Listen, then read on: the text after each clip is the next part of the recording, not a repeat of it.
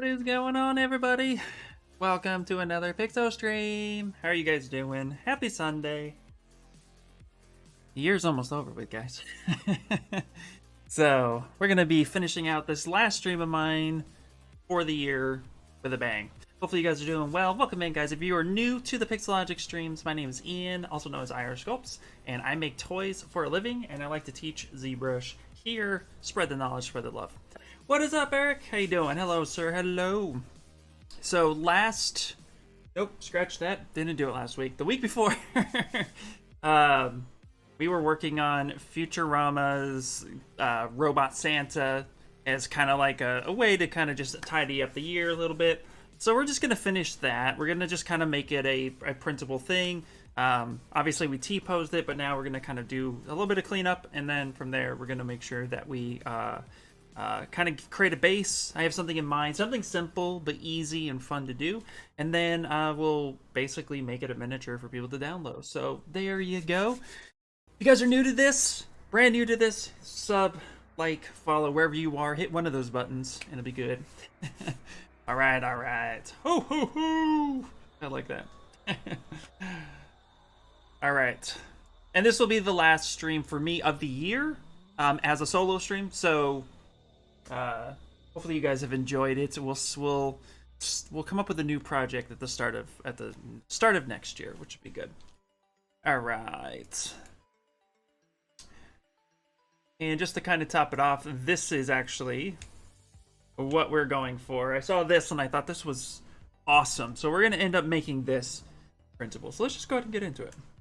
Stop talking about it, and let's do it. All right, let me get my... How's everybody's Sunday? Hopefully everybody's Sunday's doing really well. And here we go. All right. So first things first, I'm actually going to just do it with a torso part. I think that would be kind of fun. I have this base in mind, and we're not going to deal with his legs. So we're going to go ahead and create a new save file. And we're going to call this a 03. Then I'm going to underscore this, and I'm going to call this base station. I like to kind of mark my ZTLs when I make a change or pivot or something. The Monday for you. Happy Monday. Hopefully it's a good Monday. So what we're going to do here, let's go with the feet. And let's go ahead and delete this. So we're going to delete his feet. We're going to delete his legs. We're going to get to creating a base real quick. And I really like this with the belt. So I'm actually going to delete this. And we're going to keep this here. Nice. I think that's going to be really good. Now let's go ahead and create the base. So first thing, let's select everything on the pizza box. We're going to hit Control F. And when you do that, when you select the pizza box and you hit Control F, that's actually going to put everything visible into a new folder. This is a quick way to folder things that you want. So we're going to go ahead and say, yeah, let's always do that. We're going to call this Robo Santa. Boop. And now everything that we see is right in there. Which is a really great way. Now we can create new folder. Click this last one, hit Insert. And we'll actually use a cylinder for this. And we'll just kind of hide this. Hello, could you explain what the dot button on some panels, like the one you could do on the polish feature? Oh, okay. Not a problem, Porco. What the dot feature is, it's kind of, I guess the easiest way of explaining it is it's basically another alternative to the method. So if we were to basically, let's take this for example, and you'll notice they're kind of everywhere, right? Or if I were to go to poly groups, and then I were to go to group by normals, what that will do is it will obviously group by normals based on that. But you see that little dot that's right there?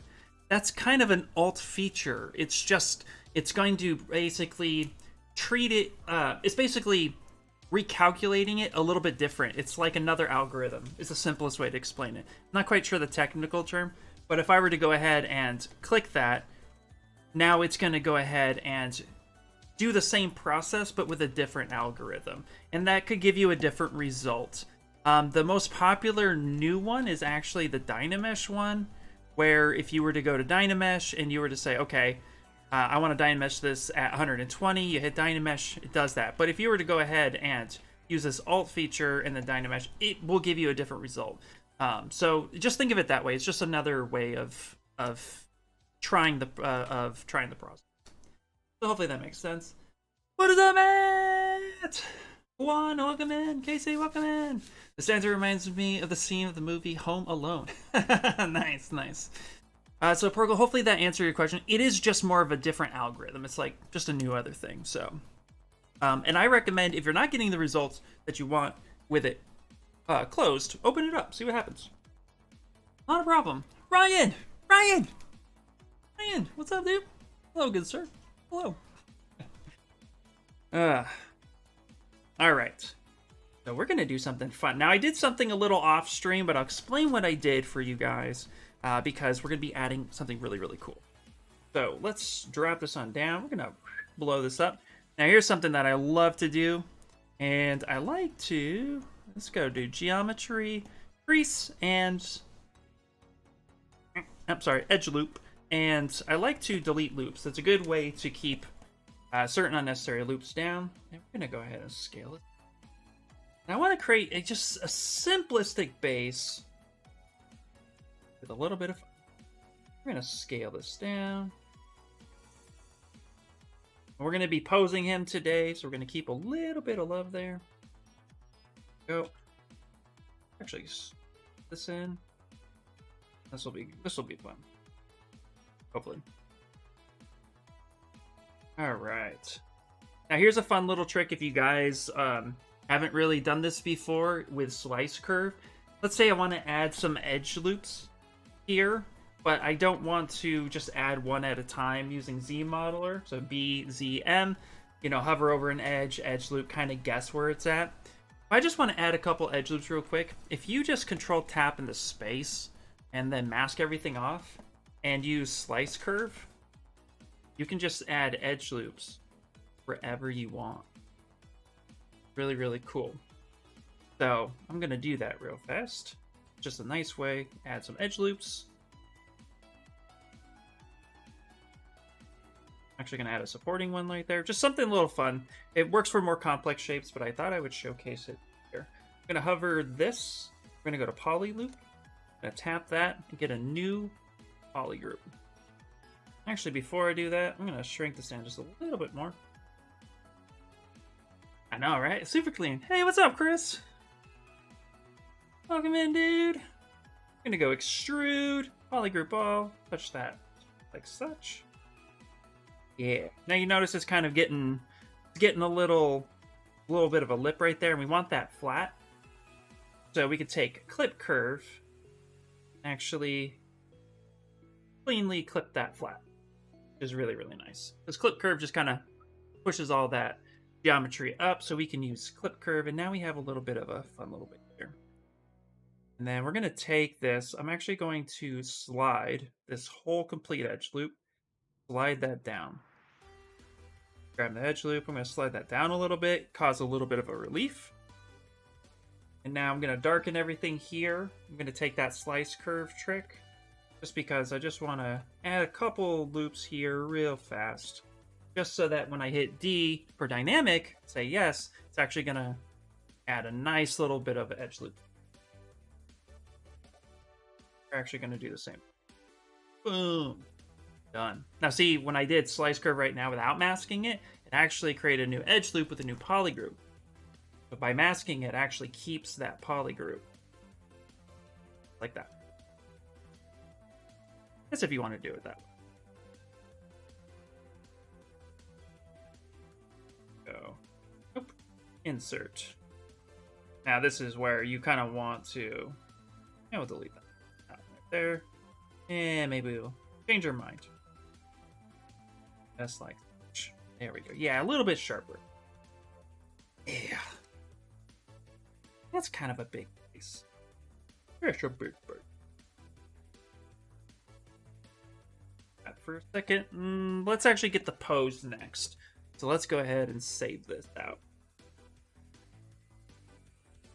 And base creation. Boop. Oh. All right. Anybody have any plans for the holidays coming up? Those who celebrate Christmas, New Year's. All right. Let's actually go to Transpose Master, and now let's go ahead and debug. Actually, you know what? I changed my mind. I want to recreate those teeth. I'm actually going to come back here. Let's just delete all. Boom. Actually want to change those teeth a little bit. Because the teeth, I have so many teeth here. That's just too much. We take a look at the concept. You know, he has like a couple teeth. Let's go ahead and do that. Yo, Hannibal, what's up, dude? Welcome in, welcome in. Yes, depression. Oh, that's not good. Sculpting like crazy. I know, right? Alright, let's fix these teeth a little bit. Oh. Now I created a nano mesh to get this. But I'm thinking what we could do is actually just work on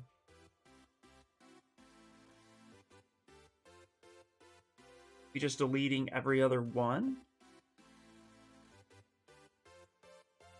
Let's go ahead and geometry, delete hidden. Go ahead and kind of more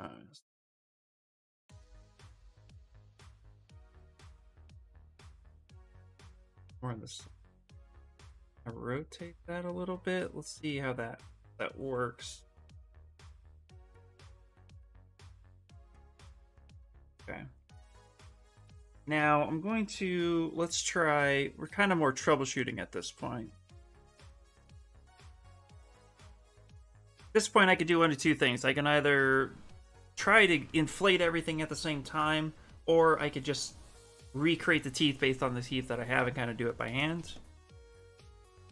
So, you know. Something like that, but then maybe scale that down?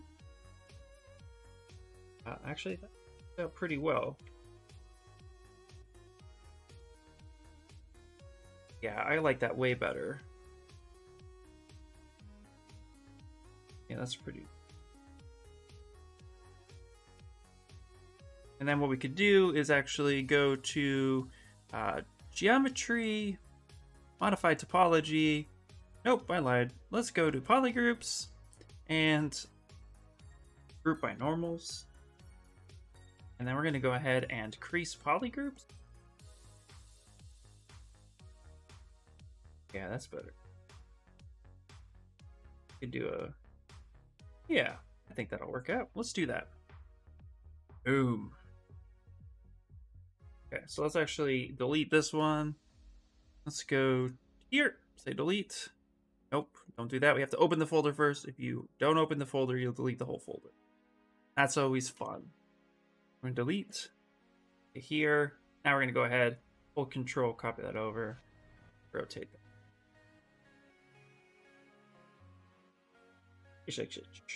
There we go. Yeah, it's a little bit bulkier teeth. It'll be a little bit easier printing at that point.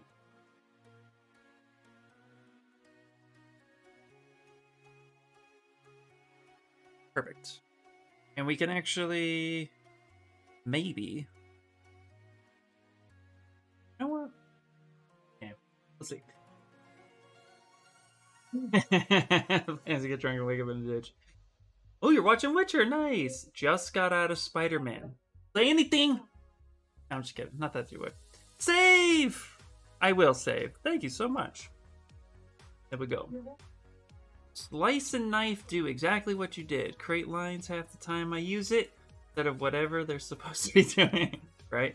Just checking if I'm making an extraction as part and want to create a string edge of at least the edge. What do you do? Wait. I'm not sure if I follow. I'm making extraction part. I wanted to create strain? Wait. Straight edge? Oh, if you're making an extraction, you want to make a straight, you want to create a straight edge over Release edge. What do you do? Action of a part.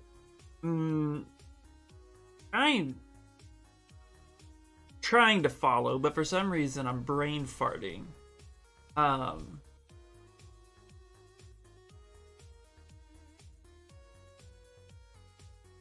Sorry, hold on one second. Okay.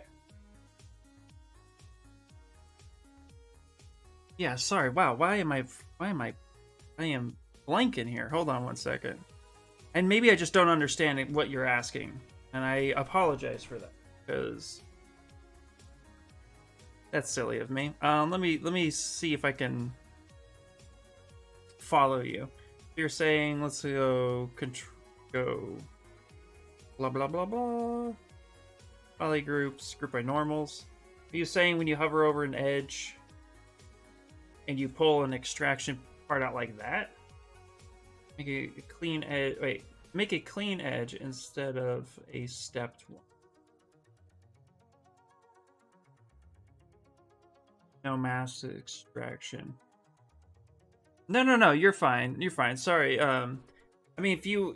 Okay, so you're saying, like, if you have a complex shape and you want to actually make a clean edge and no mask. I mean, the edge loop is going to follow the geometry as best as it can. What is really interesting, so let me see something real quick. I'm going to tap this right here and draw this out.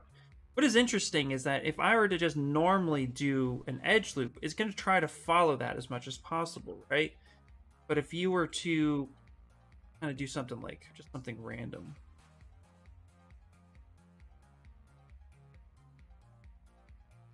Okay. You wanted to have something kind of go up here at an angle. That's more where, like, the mask part would come up, because then you could just do something like that and it would try to do its best. So if I have a shoulder and I want to make a pad, when I mask and make an extraction, the shape will be stepped. Oh, I see what you're saying. When you that's kind of going to be the nature of it. You'll just have to, you're making a mask and then you do an extraction of that shoulder. Okay, I think I follow you now. All right, let's get a guy here. Delete that. Ooh. If you have a shoulder like this here, and you make a mask, let's actually go really fine. Let's subdivide a few times. And then you make an extraction, even at a higher subdivision. I mean, the only way it's always going to kind of be stepped a little bit, and this is kind of a rough example. But if you were to go here and then say, and correct me if I'm not still following you. But if you were to just say 0 and say extract and then say accept, solo that, because the mask isn't clean, it's always going to be kind of stepped, no matter how high the topology. That's why probably the best thing to do at that point would be to actually kind of smooth it out. So you'd want to clean that up anyway. And the way I would do that is I would actually go to deformation and polish by features with the mask selected, because this is what you'll get. It'll already be masked. Maybe soften that. Just polish by features a little bit, but then you're gonna want a Z remesh to clean that up. Does that make sense? So if you're using the extraction method, it's always going to be stepped a little bit. The other thing you could do, if you wanted to make a shoulder pad that was not stepped, I guess what you could do is one of the new features, which, let me go ahead and delete this. So we're going to go back to this guy real quick. I'm going to just drop this down to a low poly. What you could do is actually come in here and use the mesh project and now create a shoulder pad that you can then rework.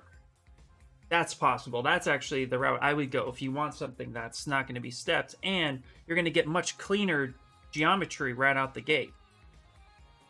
You'll still want to rework that a little bit, but that's what I would do if you wanted something like that. But if you want to clean it up, then with the mask extraction, extract it out.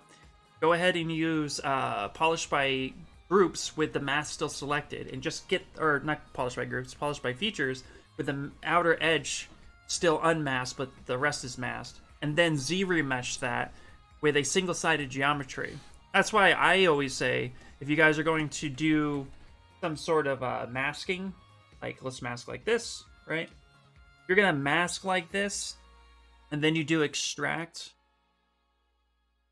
Go to, and here we'll use the magnifying glass. Go to your thickness and hit 0, because when you do that and you say okay and accept, you're gonna get, if it was merged together, of course, you're gonna get single-sided geometry that is much easier to work with than you would with a thickness set of like 0.02, because then you're gonna get double-sided geometry, and then it's a lot harder to clean up and get to be a little bit better. So, okay, cool. All right, different approach. I'll give it a go. Perfect. Yeah, sorry I wasn't following you there for a little bit. Brain farting. I won't use the fact that my refrigerator failing today had any part of that. Okay.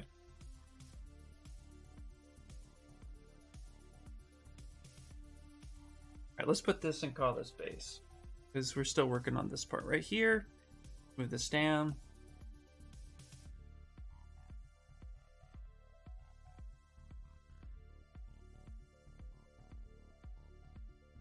Okay, now what I wanted to do, I actually wanted to start posing him. So we're doing a laughing pose.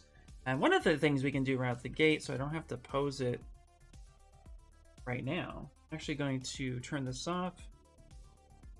Hidden. That. Oop. I'm going to turn this so that his eye is more this way. Because in the concept, he's kind of cry laughing. We're going to reposition his eye to the concept. And you know what we should do? Santa blew up your fridge. Santa did blow up my fridge. Yeah, no, last night, my fridge had the signs of dying, and then today it said, "We did, son, we did." That's always fun. Rotate that a little bit. Maybe.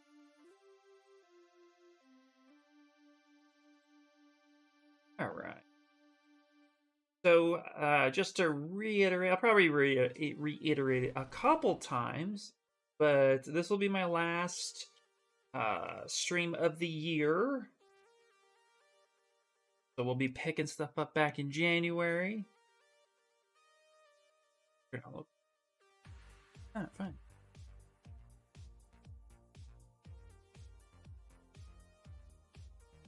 But it's been super fun, guys. Hopefully you guys have enjoyed the streams.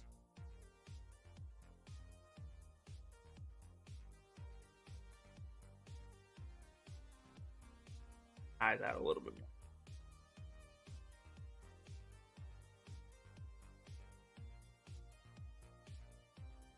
I'm gonna try to see what we could do about the tears of his. They're kind of like cry laughing, which is hilarious.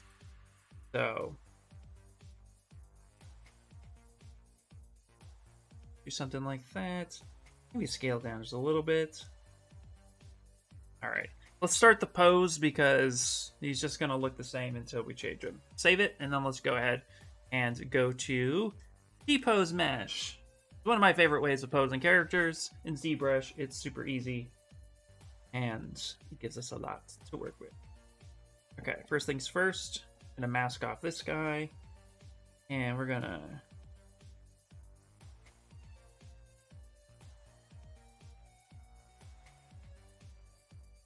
give him a little bit more of a rounding.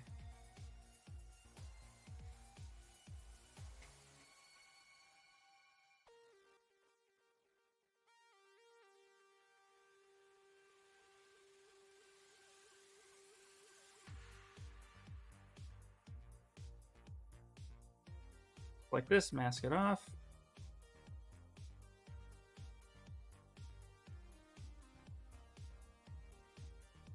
Rotate this up. Now I want to most likely use Deformer for the rest of this to get it bent the way it is. So we're going to start the bend. Kind of something like that. We'll end up finessing this.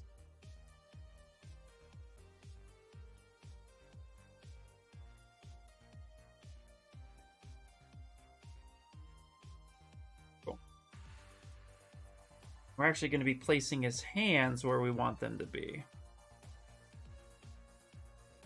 This way we'll have a point when we use the deformer to get it the rest of the way.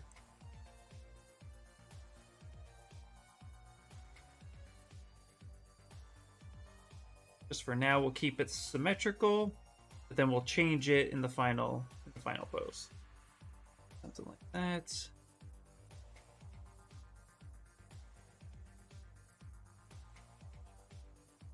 And let's go ahead and actually use select lasso and select this. Pass that off. I'm gonna take this, soften that a bit. Let's turn off symmetry. We're gonna kind of bend him back a bit. He's laughing. And you know what? We'll angle him to one side.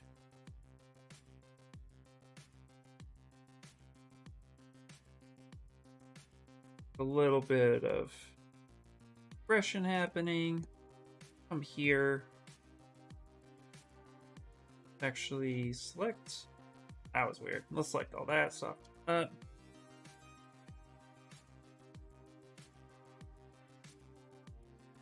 How can I make a normal bump from surface noise? How do I get surface noise on low poly? So if you want to get surface noise on low poly, I mean, the thing to remember is that surface noise in general needs to have information on that.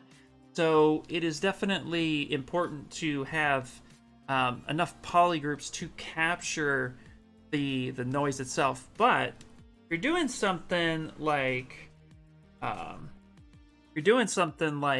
I'll showcase here in a second, where you're just trying to put the noise on there, but you want to keep it as low, then I'll show you how to use, which is just using surface for that, and I'll show that here in a second.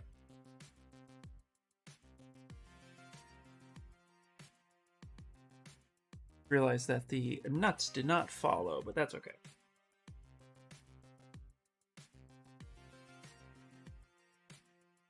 The other thing we're going to do is we're actually going to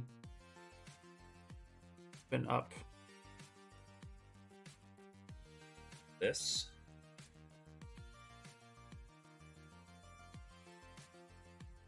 Actually, I'm going to go ahead and do auto groups. So we go polygroups, auto groups, which just help me isolate things a little bit more. Actually,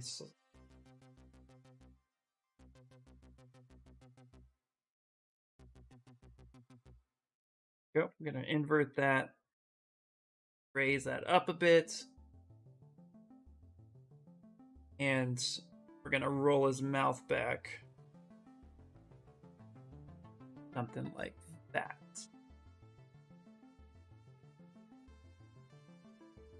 A little bit of that. Try laughing. Okay, we'll use this for now. Let's go ahead and push this back to T-pose. What's up, T-pose? Hey, yo, what's up, Javid? How much have I missed? 26 minutes worth, and some of that was talking, so I was just watching Mike Pavlovich, Nanomesh, Polymesh, and Z-Modeler vids. Chris, that is the way to do it. Are you gonna bevel the belt edges? Yeah, when we finally get there. Yeah, absolutely. Okay, so now we have something a lot more along the... So real quick, okay, so this is going back to that surface noise question for a second. And also, I'm gonna back this up for a second. So let's say this is low poly right now. This is 3,000 polys. If I want to apply noise to this, like let's say I have dynamic on, and I want to apply noise to this, but I don't actually want to apply it. I just want to see it. That's when you go to surface, you go to noise, and from here, you zoom in, and we can apply any noise we want. We can actually go into the noise plugin, which is this feature right here. Let's say we want to add a little bit of a weave. And yeah, that works. We can zoom out a little bit. That's too much. So now we can just go ahead and adjust, you know, our scale. Let's say something like that. And the color. Just come here with the color a little bit, but we're going to apply that strength. So the cool part is you could see here that we're getting that surface noise. Turn off rel. I forget what it stands for. But you can see here, let's actually turn the noise itself down. Okay. If I were to say okay, you take a look at this. Now this might be a little hard to see. Let me get a different material. Let's solve this out for a second. So if you could see this, this is low poly, 3,000 active points. And we can get a good amount of surface noise this way.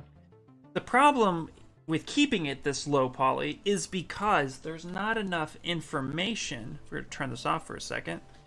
Not enough information on the edge loops to capture all of that detail. The tighter these edge loops are together, the more information it can actually store. But in this current condition, the edge loops are pretty far apart. So this is where when you have, when you're using surface, if you were to turn around and say, okay, let's go ahead and apply to mesh, now it's no longer able to capture that information. You did apply it, but there's not enough information for you to capture. So if you want to have surface noise on low poly, this is the way that you do it. You go ahead and then you keep it here. But when you're ready to apply it, you need to subdivide up. Okay, getting those poly groups tighter and tighter together. You have your main edge loops, which are the darker lines, which those lines are your original mesh. If we were to step it down, that's what the original mesh looks like. But on the inside, it might be hard to see. On the inside, you see all of those little poly groups next to each other, all those edge loops. That's going to hold that information. So now, if I were to turn back on that noise, then say apply to mesh, now we're dealing with 3 million. Say apply to mesh, and now it's going to do a lot better of a job keeping that information. So to answer the low poly noise, that's how I would apply noise to low poly mesh. And you could just have that turned on whenever you need it. It's totally fine. It will work that way. Boom, there it is. It'll just showcase that. This even works if you do the key shot to ZBrush bridge. This will actually show up over there, which is really cool. It's neat. But when it comes time to actually apply that information, you're gonna want to step it up. Now, to export any noise or normal maps or texture maps that you would actually want to come up to the multi-map exporter, and then actually select. You have displacement, vector displacement, normal map, texture from polypaint, heavy occlusion, cavity, export mesh, create all maps. You can then adjust which maps you actually would like to keep, and also too, you can adjust like normal map here. You can actually adjust not only the normal map, but what subdivision level you want that map to be exported at. And then anything related to it, if you need to flip if you need to flip normals for another program you're going to. This is how I would export anything that you need if you're looking for maps. So hopefully that's helpful for you. But that's how I would go ahead and do it. And we can go ahead and delete that. You don't need that.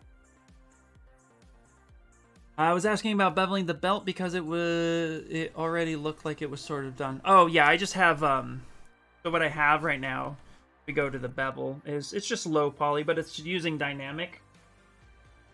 So it's super low. I just have the edge loops to support that. Not a problem. Glad I could be helpful.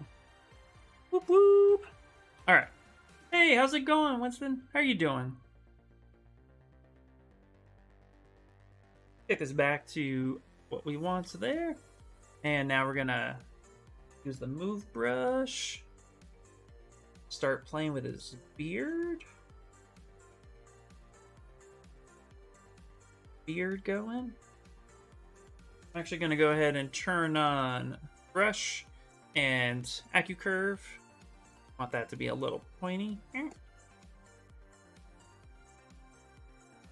Pointy. Yep. And I love Pixo sales. Don't make me feel salty about my full price purchases at all.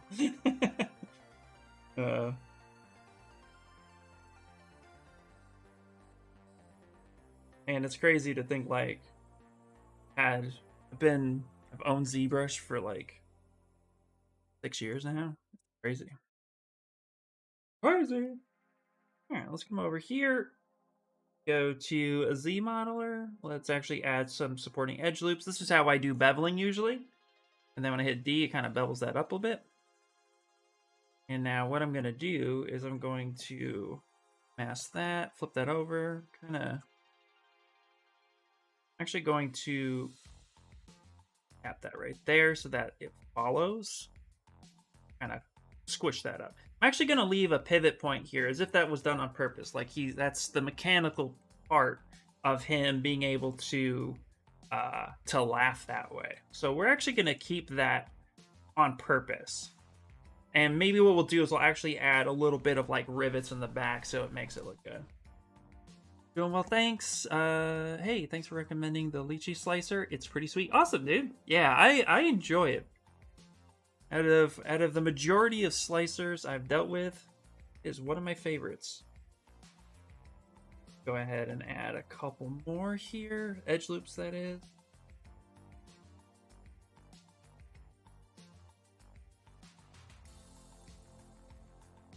Yep.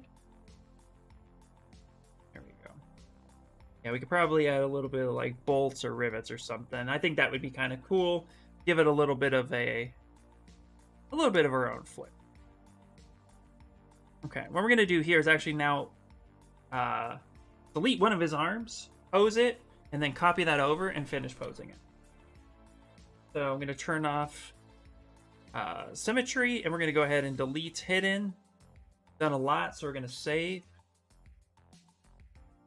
So in 3D printing, I can give the illusion of something like a helmet chainmail with noisemaker, but I can use the poly mesh for bringing a chainmail dressed character in a game engine.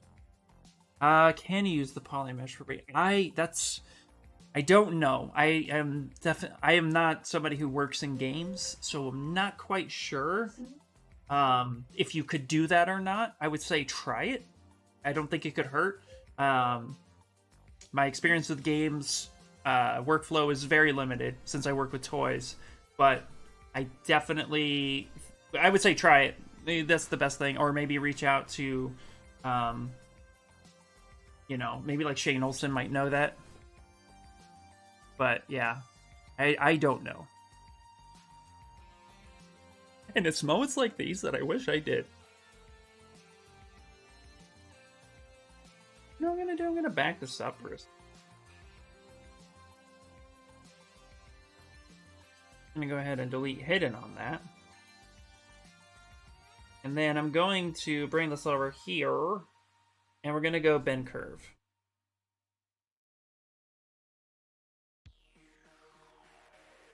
You know what? Let's just rebuild his arms. It's going to be way easier. We're going to do that. That's what we're going to do. We're just going to delete that. We're going to come over here, like such. And we're going to go back, and we're going to use an IMN. There was definitely, I believe it was, all right.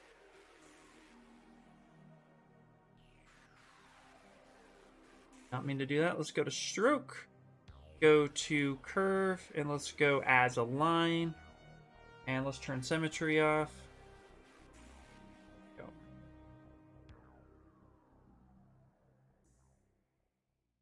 Ooh. Did something it did not like. There we go. Basically, I'm going to rebuild this arm at this point. And what I'm going to do is take this, bring this out here in the middle, and let's actually split. Let's actually split masked, or in this case, split unmasked. Rename this arm. sometimes it's okay to start over if you just aren't quite sure if that will end up working for you. That's what we're doing here. Also going to go ahead and kind of zoom in a little bit, set that a little bit straighter so that we have something a bit more usable.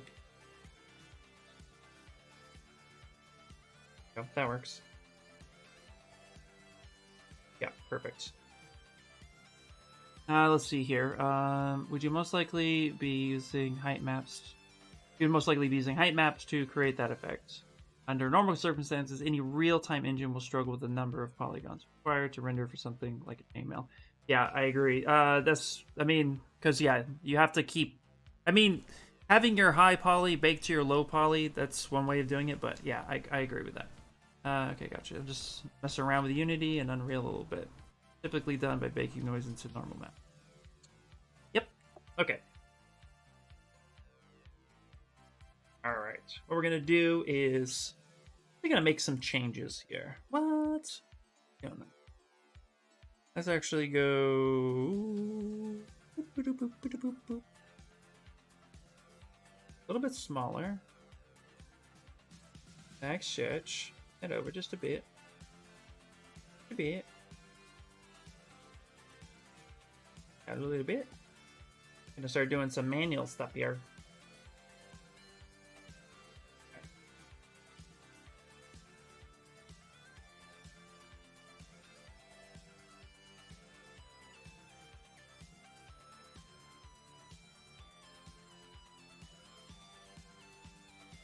Bring that close together.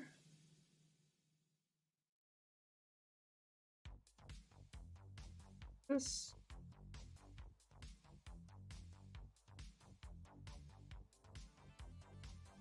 Doing a little bit of some manual crushes here.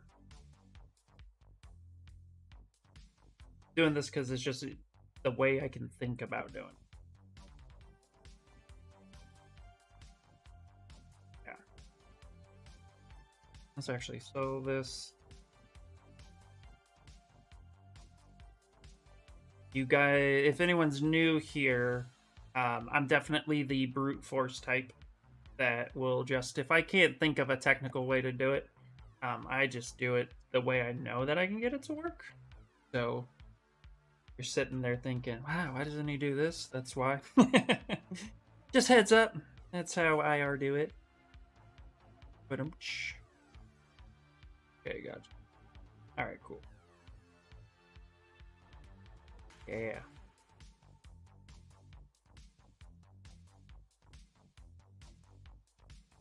Take the long way home. Yay. Okay, last one. Oh. Like that. Okay, great. Beautiful. That looks like his arm, which is what we kind of need. Scale that up, drop that down a little bit. We're actually going to bring this over like such. And I'm actually going to turn on local sim and just kind of, we're now manipulating this however we need to. And now we're going to go ahead and do a bend curve. And add a couple. Such. This way we can just kind of bend his arm the way we want it to. Just like that.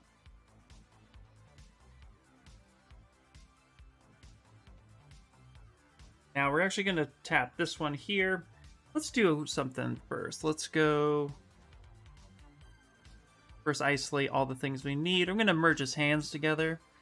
I'm going to go ahead and merge down. Yep, and merge down. Yep, perfect. Now I'm going to go ahead and split one of his arms or his hands off. That we're going to go ahead and split hidden. So subtool, split, and split hidden. Will you still be doing streams on ZBrush for some time to come? I'm here as long as everybody. I'm here as long as people want me here. Did you just make an IR pun? I did. Yeah, you caught me. Caught me. Yeah, I mean, this is my last stream for the year. My my last personal stream for the solo stream for the year. And then we'll pick it back up in January. I just wanted to take the last couple of weeks off because it's always funny how, like, towards the end of the year, things get stupid stressful for no reason, and you're just like, oh my god, I need 5 minutes. So that's all. So when I meant, like, yeah, I'll be taking the rest of the this will be my last stream of the year. It's just literally of the year. We'll be right back in January doing all the things that we do best. Having fun, taking names while doing it. Yeah. Okay, what we're going to do is now change our hands positions a little bit. Make them just a little bit different. This one will be down a little bit more like this and a little bit higher. A little bit higher, baby. Now, when we complete one of these hands, we'll use this as a placement. So, there. Touch that where it needs to be.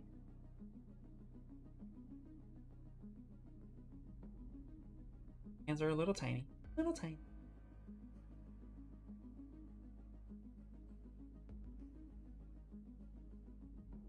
There, just slightly lower. Slightly lower. Now we'll notice that we are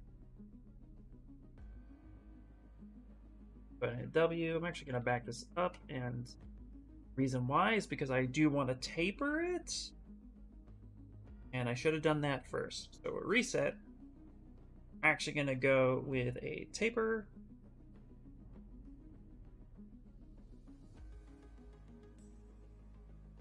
Here. Let's taper the new way. I'm going to go ahead and actually here.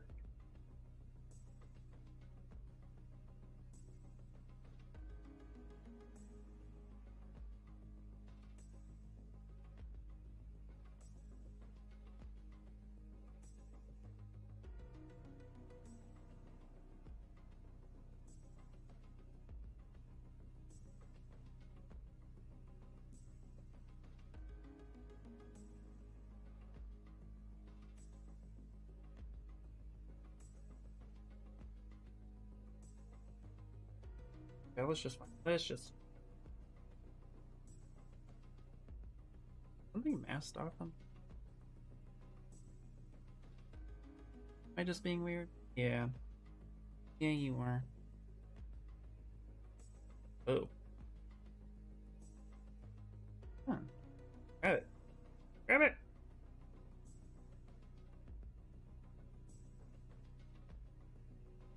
Just a little bit of a tape. There we go. And let's go ahead and accept that. Whew. That was more work than worth. Doop. Doop. Go. Let's here. Yeah. The thing that we wanted to do.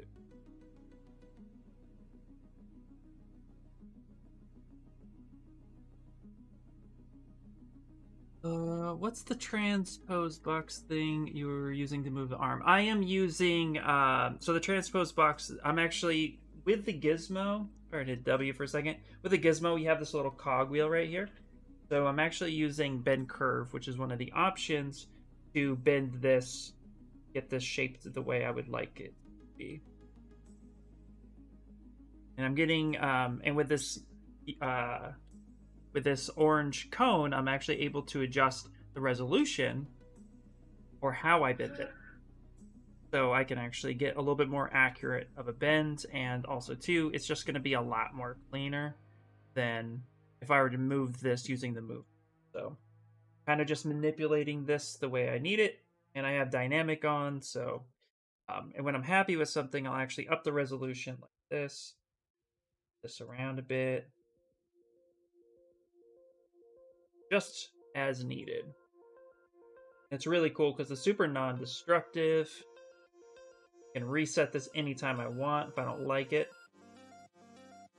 Just allows me to make these changes pretty well. And we're gonna, and what's really cool here in a minute is I'm gonna show you that I'm gonna be able to duplicate that and actually reset that feature. So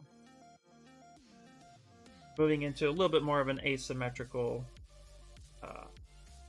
pose here, so making those changes on the fly. And we're gonna give him kind of a bigger chest too.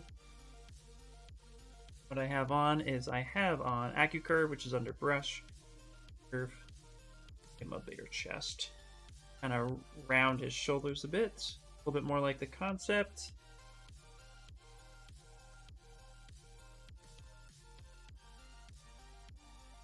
Let's see here. Yes, the transposed brush. Are you talking about the gizmo? Oh. That wrap around this. Will that wrap around the sphere? It'll move wherever I need it to be. Your intensity should be 99 or lower on the bend with the gizmo. Doesn't work at 100. Oh, is that what it is? Thanks, man. I want it to be 100. Still getting used to that new feature.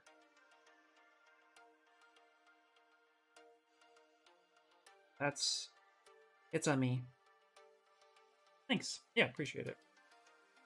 Alright, so let's go ahead and that done diddy-doo. Now what's really cool, guys, is if I like this shape but I want to repeat this, if I hit Control-Shift-D and hit W again and move this.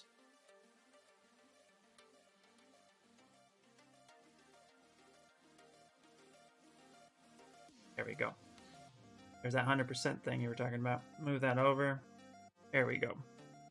So what I could do is actually manipulate this, create a different arm, or a different, just by duplicating it, and then hit W, and my points are still active, which is really nice. And instead of redoing all that work that way, what I can do, hit W, hit that cogwheel, and hit reset, W, and move this over, and now I have my secondary arm. Then I hit W again, drop the resolution, and maybe start with this arm. Just like I can start working on that second arm really, really quickly, so I don't have to go through that whole entire process again. Now we're gonna try to make this super friendly. So, like, you know, as little support as possible with 3D printing. So, you know, we're not just going resin here.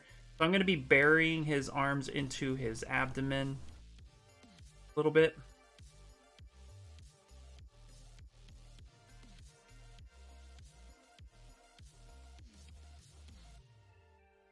A little bit of it.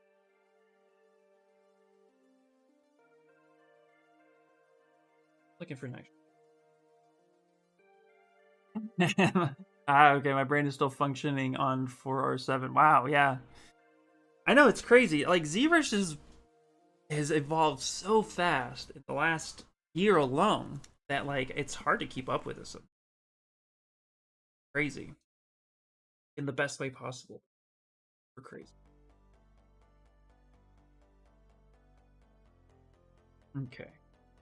Now we have this, which works out fairly well. We're going to keep the bend curve active. I'm not going to adjust that too much. Not yet.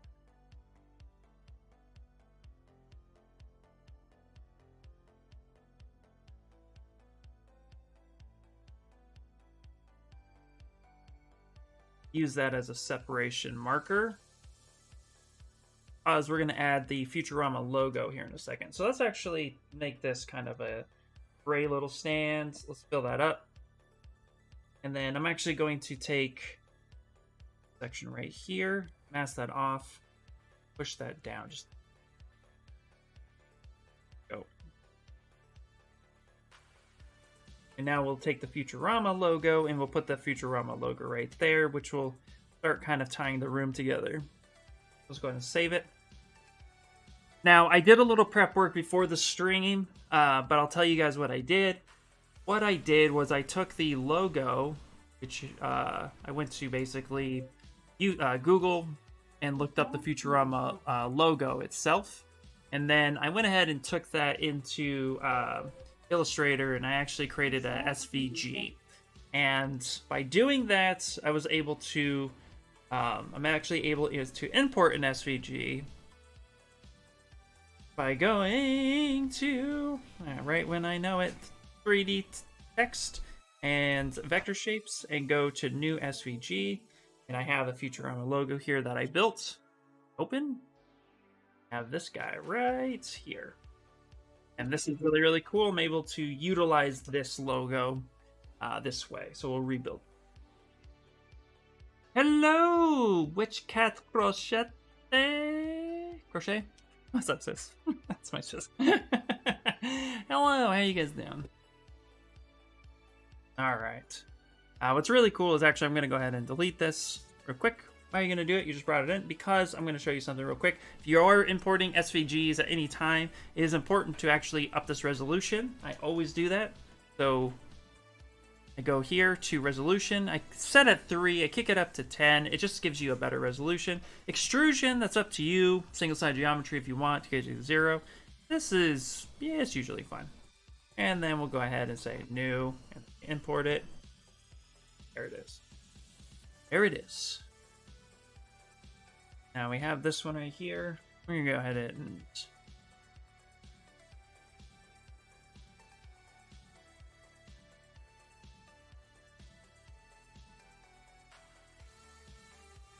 what happened to my base? What happened to my base? My base is gone. Okay. So if you accidentally do what I just did and delete something, it's, you know, that happens. I'm going to go load the last save file real quick. And I'm going to go ahead and copy. And then I'm going to come back and hit paste. That's going to bring that in. Come here. Get all. Yeah.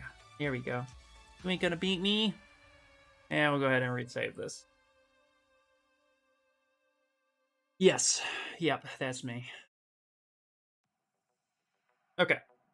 Now, let's go ahead and focus on this logo for a second. Now, the logo of Futurama is, now that I have a basic vector, so I like to go to googly, and then this is all I did, Futurama logo PNG, and so it's red to a dark red, and then it's a yellow frame. So we're going to replicate that by just using this as reference. So first things first, I'm going to go ahead and duplicate this so I have a copy. Now I'm going to paint this red. I go ahead and fill object. Yay! And then I'm going to go ahead and what are you going to do? You're going to turn this sideways. I'm going to mask it. And I'm going to go ahead and use that slice curve trick because I want to basically create a curve all the way evenly on each one. And the way you could do it with ZModeler is that you'd be going ZModeler and then of course go on the edge and then do inserts, multi-loop, right?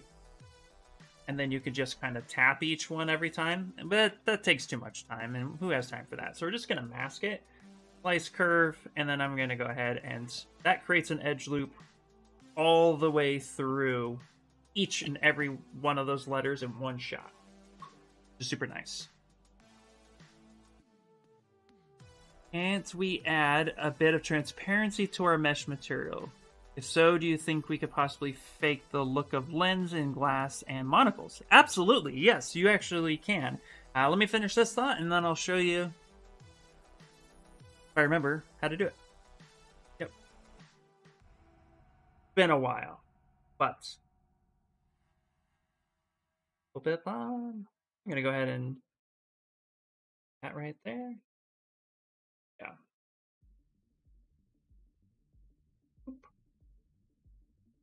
That real quick. There we go. So now I can take this edge right here, polygroup all, and then we're gonna just that out. Here we go. What happened there? Let's see if we can collapse edge loop. Let's come here, hover over that. That's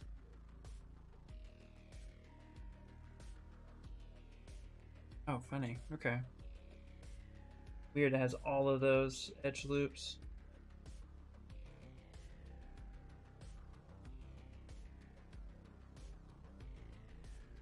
That is tense.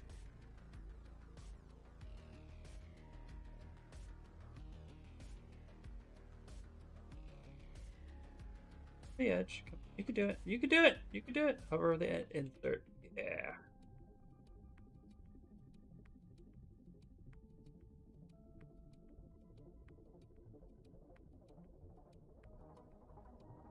I want to collapse the.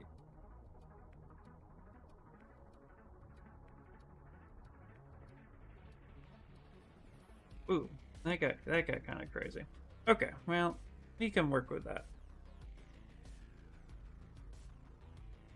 See if actually we could do right cube actually. Yeah, that should be fun. The same difference at this point. So let's go extrude. Let's actually what we'll do is we'll just kind of mask this section right here, and then tap right there. We'll just kind of we'll make this a point. Just brute force it. What Ian does.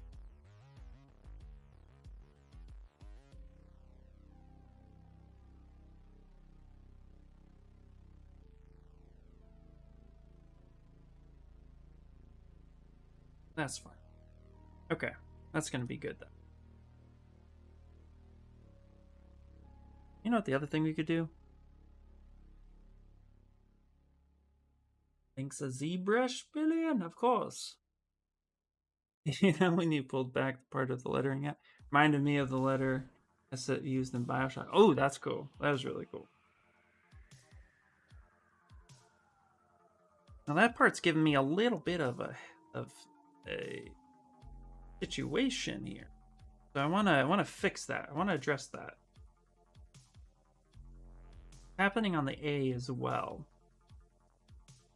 So you know what? Maybe what we can do is actually come here and hold control. Get that going like such.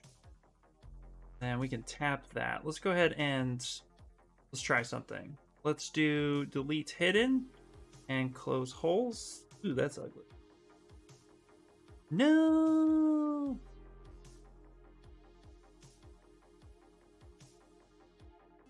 We love having to figure stuff out. Let's see here. I'm gonna think of how I want to approach this. Let me see. You know what? Let's do this. Let's crease polygroups. Let's try to subdivide a little bit. I want to try something real quick. So we're creased polygroups. We're going to subdivide a little bit. And then we're going to go ahead and delete lower so that we have a denser mesh. And we're going to keep polygroups, keep creases, turn this up, and see if we can actually clean this up a little bit. Let's see if that works in our favor. Yeah, geometries, it's really interesting. What I could do too is try to re-import it at a lower resolution and see if that actually fixes my problem, which we should probably do that because I'm just going to get a little bit of funky stuff here. So let's actually come in here. Let's try this one more time.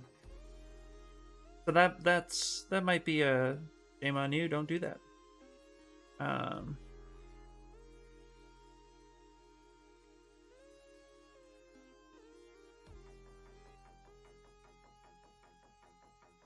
Yeah, so when I brought it in with a different resolution,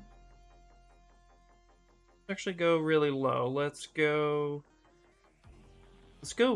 1. Let's turn off adaptive. Let's put this over here because it keeps closing on me. Go 2, turn off adaptive. Maybe just turn extrusion off. There we go. That might be a little bit better. Yeah, let's do that. And then we can edit this. Here we go. You know what? We just went extrusion of 0, and let's see if we can fix it this way, because this is crazy right now.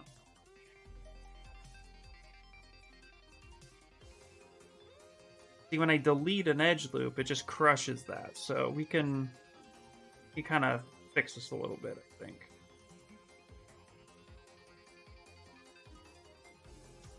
Might be better. That might be a lot better. Okay, cool. Let's try that. So we're actually gonna duplicate this, and on this one here, off. Let's go Z modeler. Hover over here. Polygroup will extrude this straight on out. The other side, we have something like that. I'm gonna go ahead and increase polygabries, and then D for. Why are you giving me? That didn't work either. Let's try this one more time.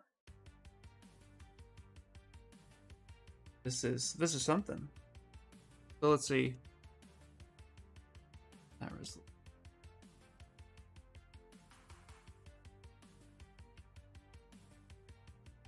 Ah, there we go. Beautiful. That looks a little bit cleaner. Cool. Cool, I can live with that. Yeah, alright. That looks better. Down a little bit. Oh, there we go. I like that. Okay. I just took a minute to figure out the right setting, which 9 times out of 10, that's the best thing to do. Just go ahead and play with the resolution until you find something that you want. You can even add a bevel if you would like. I don't usually mess with that too much, so, but that's typically the start of that. So let me save it real quick, and then let's tackle that glass question. Yep, Ryan, I was thinking about that too. Just joined this live. What are you doing there? Hey, State. I am actually was just troubleshooting my SVG import, and I got it pretty good. We are building a Futurama robot, a really simple, fun little thing that basically going to try to finish in the stream, and then we'll end up from there. Just I'll be releasing it for people to 3D print if they would like. Go ahead and rename this. Go. Perfect. Okay. Let's go ahead and mask that. Again, we're going to go ahead and pop that right there. Yay! Same thing, edge polygroup.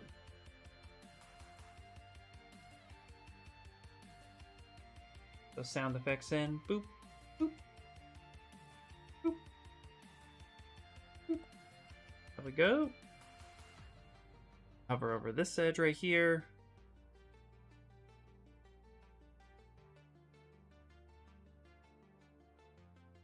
And even come here, we can make this. Oh. Color, fill object.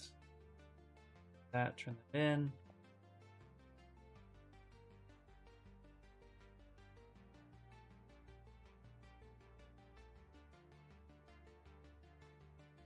All that, we're going to add an edge loop really close, right about there.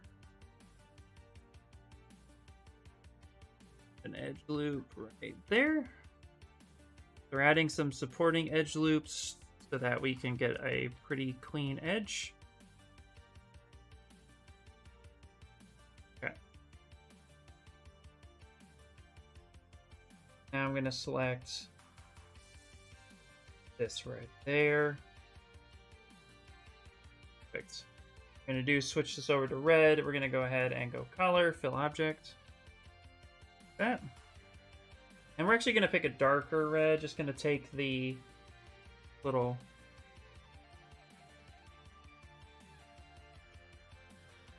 much. Put that intensity down a bit. Give it a little bit of a gradient. Not trying to go too nuts with it. There we go. Scale this down. Get that fairly close to where we want it to be. Cool. Go ahead and decrease polygamy. So we're gonna the resolution a little bit. Say subdivision 3. Delete lower. Let's save it one more time.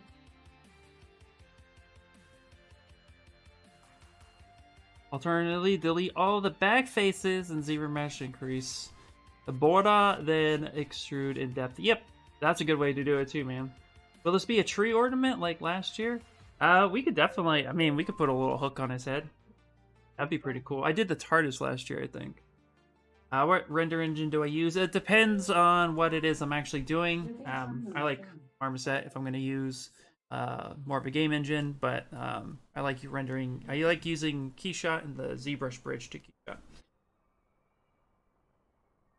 Will the project that text onto the mono? Yeah, I'm going to project this. Yeah, I see what you're saying. So I'm actually going to turn everything else off except for this right here. And now what I'm going to do, real quick here, I'm going to actually back this up just a smidget. Here I want to come in with the Z modeler real fast. I'm gonna re-polygroup this here like that. I'm gonna extrude this out.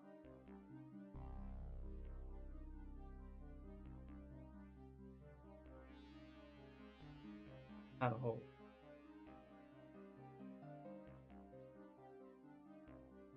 I'm gonna make that all yellow again. Perfect. Okay. Oh, I should probably do that with the A too.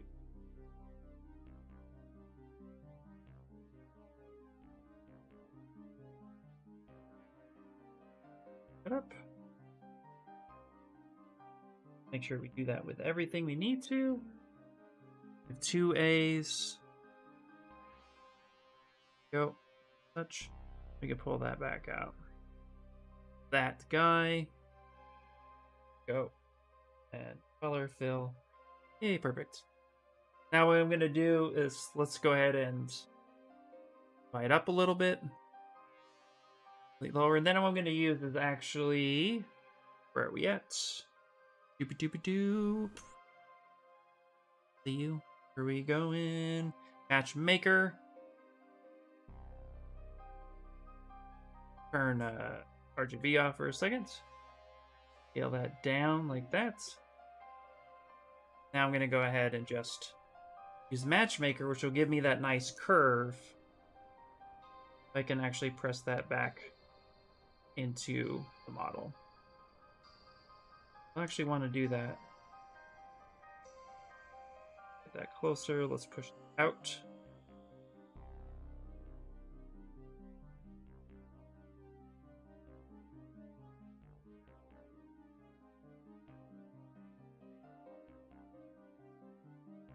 Kind of wraps around a little bit.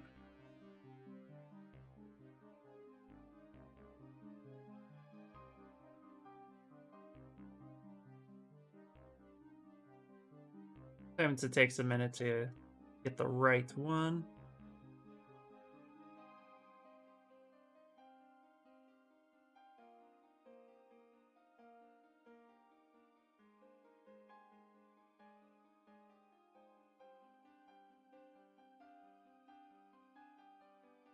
That can be right there, which is pretty cool. Now let's turn everything else on. Now we have Futurama right there on the... I said crease Paul Gabries. That's how I remember. The Ben Arc is handy for this as well. Hey, Daisuke! Hello, hello!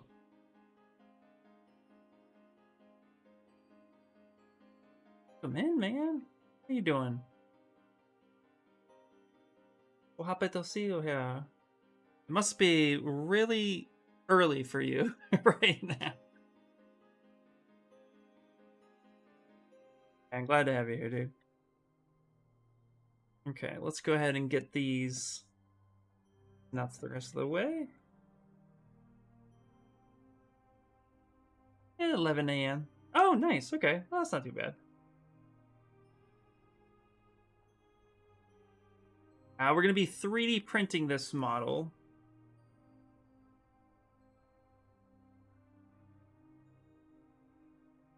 Nothing too crazy. Just going to be setting it up to just print.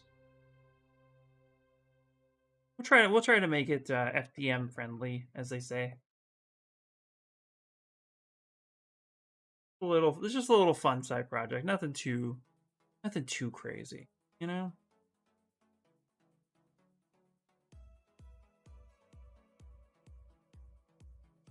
Eyes right there. Those eyes can be deleted. Not quite sure what they're doing. Go.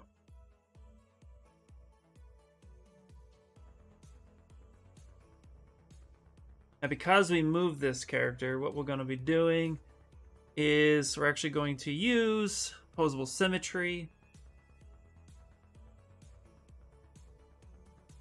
Yeah. The model was moved just a little. Opposable symmetry will allow me to kind of readjust things equally, even though it's just slightly off center.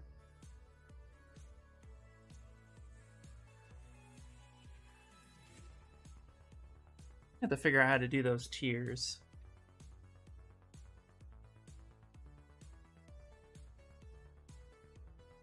Here. Yeah. For a future project, or it's just for fun. Yeah, nothing too crazy. Keeping the art in it. Last little project.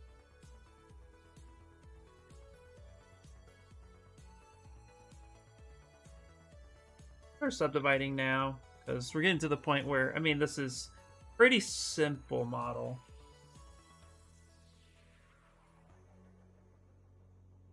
Add a little bit of here. Here's a bit of a lip that we just don't have yet. I'm gonna push this down from his mouth. There we go.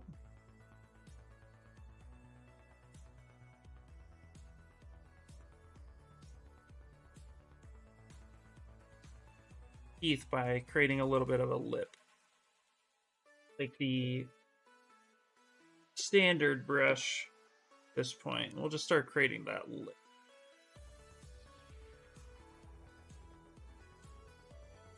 Play around a bit. Yep, Futurama.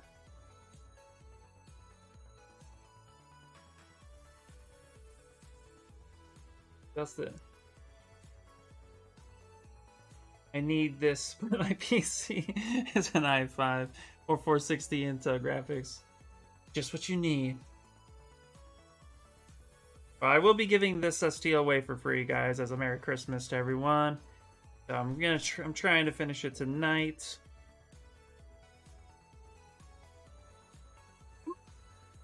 Welcome in, guys. Welcome in.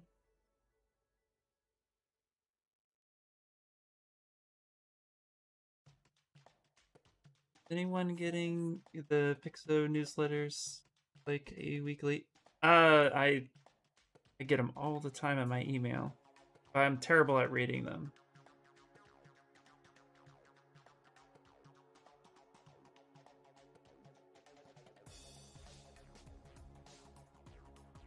But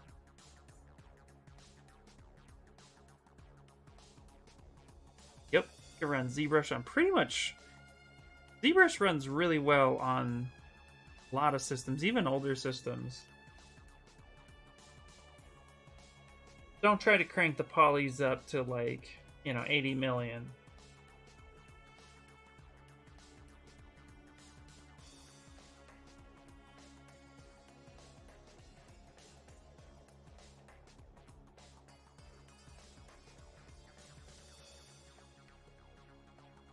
Okay, we're actually going to start at this point going to render preview AO.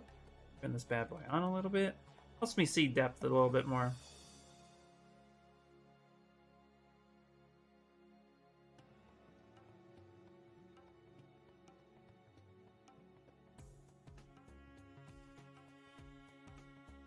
But surely explode. That's what ZBrush Core is for.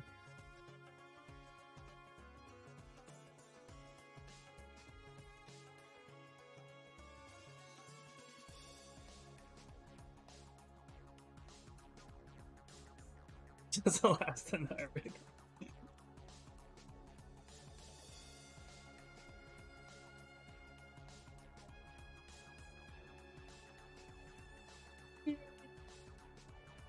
All right. All right. Let's start officially cleaning up his body a little bit more. No.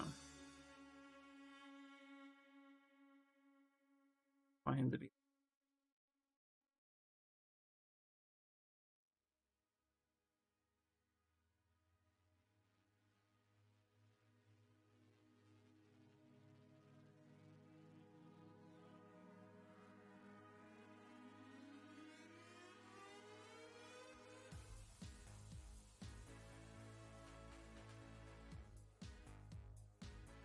Get him a little bit more.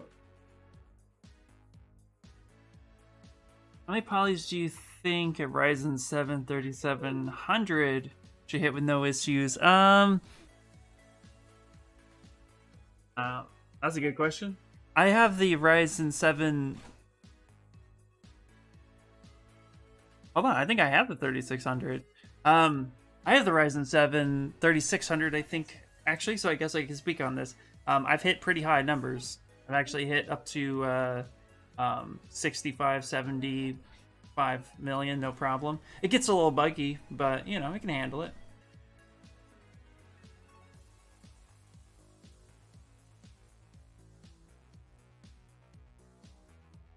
We're going to start.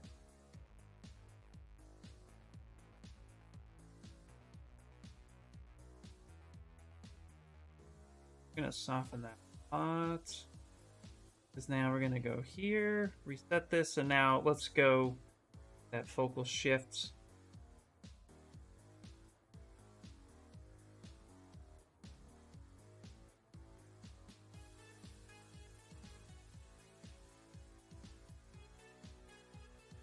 Go back. There we go. Squeeze that in a little bit. Now let's fix that hand the rest of the way. So we're gonna touch the arms to the body so that it welds correctly at the right time.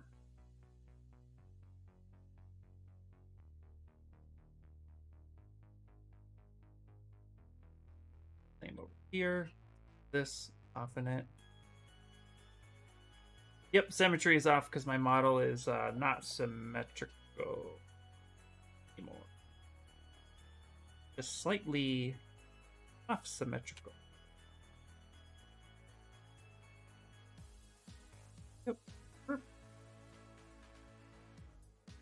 Yeah, there we go. All right, let's now officially fix this hand because it looks ugly. Let's see here. 4 cores. The money to update the 37. I feel you, dude. Sorry. But yeah, would depend on his eyes. Hello from Brazil. Hello.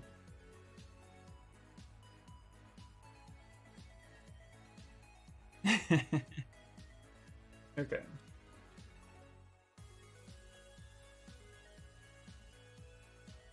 Take this guy. Let's insert. Go here. Single. There we go. You're not a bother, man. You're not a bother. Don't even sweat. Hit Alt a couple times. We want to give a little bit of depth. And let's actually add this edge loop here and this here. Here. I'm actually going to blow this part up real quick. Real quick.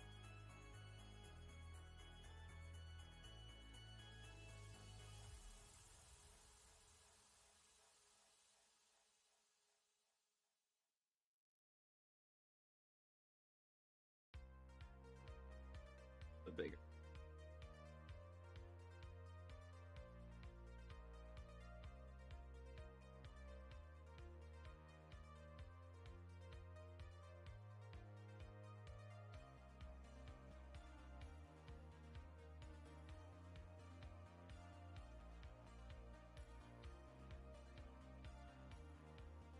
Oh, you know, that's why. That focal shift.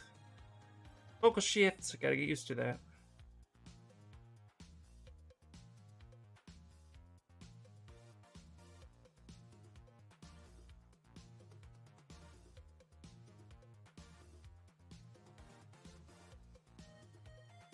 There we go.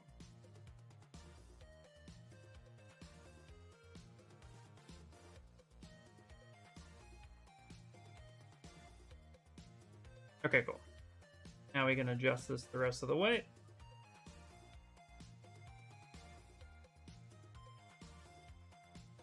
Oh, yeah, sorry, yes, the transparency thing. I got distracted, sorry.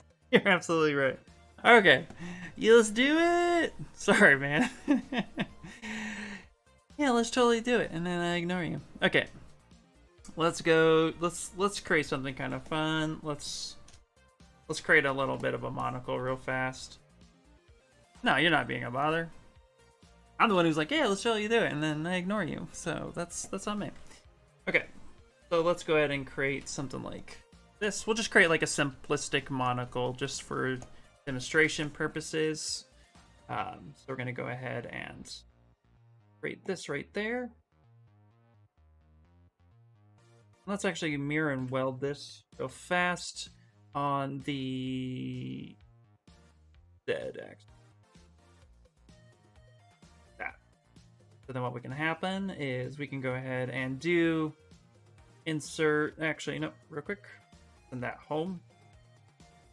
Perfect. So I want to do active symmetry. Add that there like that. Go.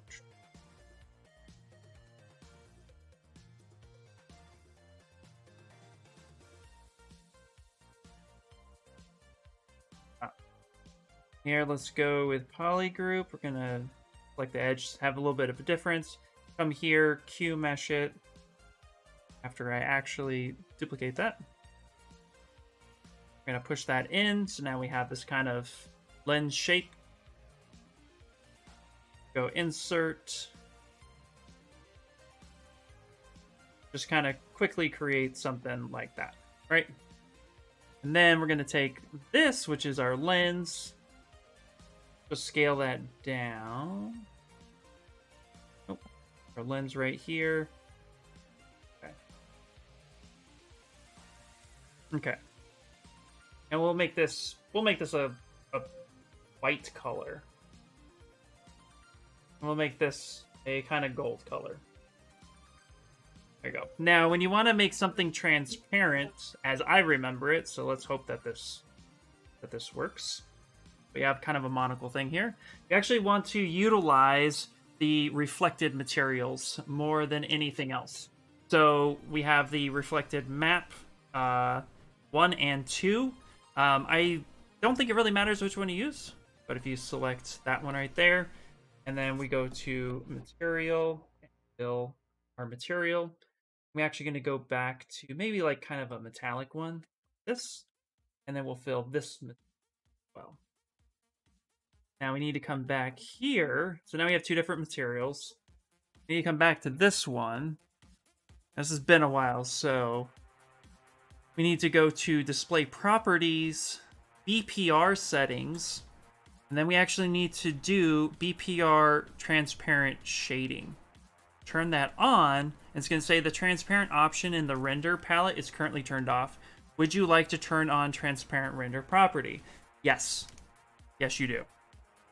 Okay, then if we were to go ahead and render, we now have something of a see-through. Now it's kind of hard to see, so let's actually insert, let's just insert another object. Kind of just put that back there. We'll even scale it down, right? So when I render, I can see through my object because now the glass is setting, and that's super important. And if you want that render setting, I believe, BPR, render proper, where is that? Yeah, right here, transparent. If you have transparent turned off, it won't actually work all that well.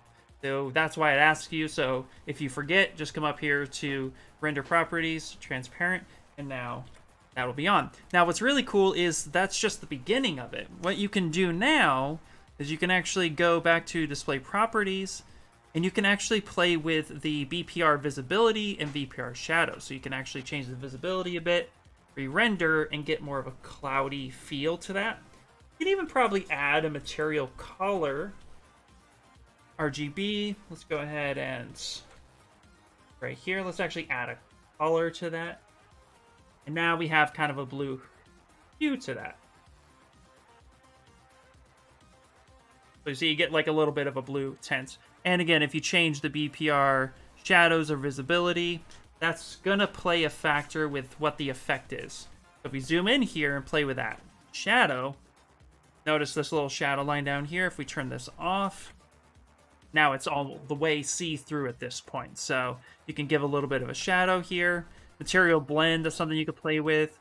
And then, of course, the visibility, like I said before, so you can kind of get that going through. If we turned off the transparent shading, then that gives us a nice little... So it just depends, but using that reflective map... Let's come up here. Let's actually change this. I don't think it matters, but let's do it. Go, and let's put this back. Yeah, so it doesn't matter. Those are the two you want to do. That is what I've been talking about every time I ask other streamers. Okay, cool. So this works for you? Making sure that, yeah, I've done this a few times. This was super fun. Actually, a model I did a while ago, I utilized this a lot. Let me see if I can find it real quick. I gotta just quickly scrub through. I did this some time ago. Let me see if I still have it. Because I utilized this feature and I thought it was so cool. And let's see here. Let's go 2021. I believe it was... I did it in 2020. I actually think I did it in 2020. That's how long ago it was. Go back here. 2020 was HP. Did a Harry Potter thingy.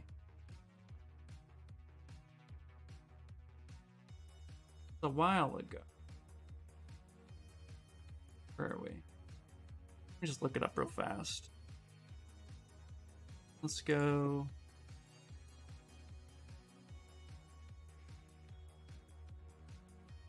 Fast.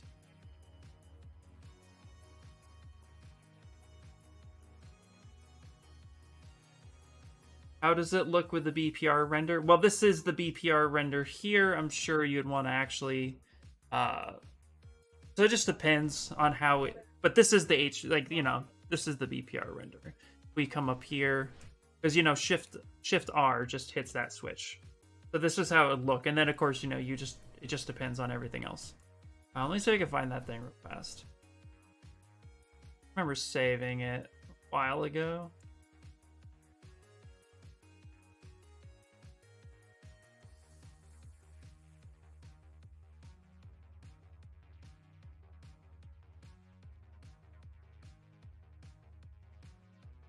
Crazy. I've done so many things over the last year. It's insane. I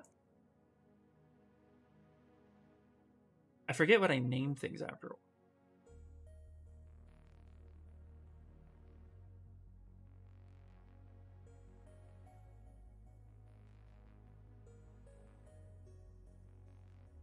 I can't find it. Yeah, I have no idea where to even put it. It doesn't really matter. It's indifferent. But yeah. Yes, Omnioculars. Thank you.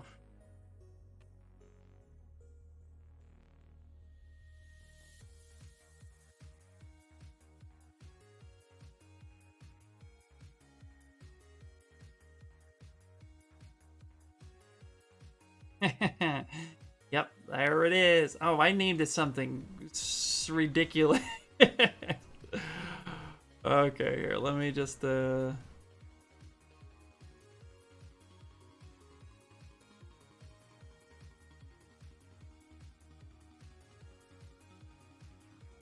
Okay, there it is. Let's see here. Let me see if this was it. Maybe it wasn't finished. Okay, yeah. So, yep. So this is what I had done in I built this in ZBrush. loop, and then I think what it does with this material. So display transparent shading on. Just make sure that's right. Yeah. So I had to turn it on for each piece of glass. Transparent shading, go to render, transparent is turned on. I think with this one, transparent shading. Then yeah, so this is something I built a little while ago. Naming files, character, 28, blah, blah, exactly, yeah. Okay, so you still can't move the model or it isn't transparent anymore. Yeah, so yeah, it can't stay transparent, only with the BPR setting. So yeah, so you're moving the model around and then you're like, okay, you know, here's everything under the sun. This is what I'm looking for. You know, visibility, change it down, whatever. And then as soon as you render it, that will give you the transparency as you need it. Of course, if you do that with poly loops turned on. So yeah, it can't stay on. That's too much work for ZBrush.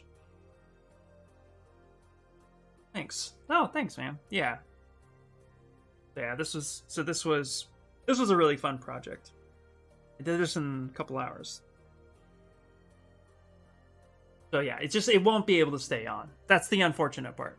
But at the end of the day, you know, if you want a really cool render, you know, that's when you can adjust all your other stuff and then have that transparency turned on. You can have SS or wax preview turned on and boom, make it look fancy.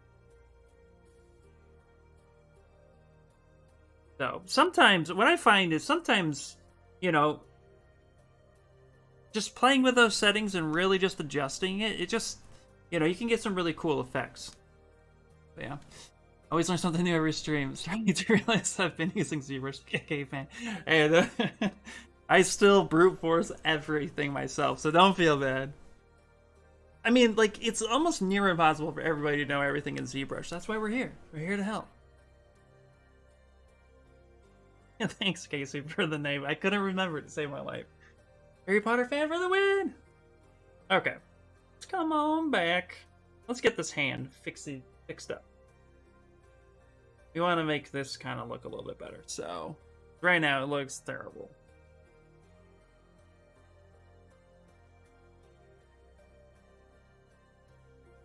So hopefully that answered your question, by the way, Chris. I know it could be... I know it could be kind of a... It could be an interesting process trying to get that looking the way you want. You know what, though? If you guys look up, and I'll show you, Paul Gabriel did a video, a really good video that you guys have to check out. So if you go to YouTube, and then you see my search history, and you're like, hey, what's he like? If you go here and then you type in ZBrush coffee maker machine or coffee machine, and you watch this, what's really cool is he covers that. So definitely check this out. I'm going to post it right here. Boom. Brute force is legit. Absolutely. But Paul Gabriel actually covers in depth a lot with the transparency and the way to really utilize it. Because at 1.2, he actually shows you objects within objects. And then he even shows you how to make an object look like it's shelled. Because glass is, you know, it's not just single-sided. It's not just a solid thing. It's actually like, you know, it's a lens. It has two sides to it. So he really goes into depth with that too. So check that out to get a little bit more in depth on the BPR. And now you actually might see my comments pop up because I was in there at the time that happened. That was really, really cool.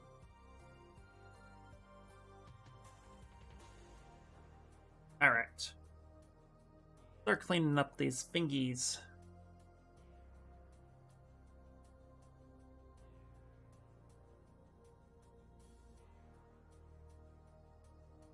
And again, we're actually going to be printing this, so we want this to kind of just be merged on and, you know, make this all one piece. So we're actually going to kind of give it a little bit of depth and make it all connecting so that it's super, super friendly. Printing. Actually, you know what we're gonna do? We're gonna go to our brush and back face mask and back a little.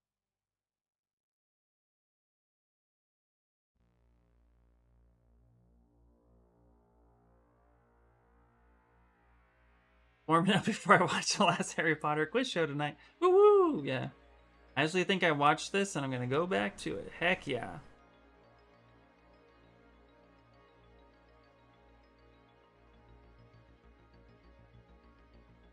Run out that back face.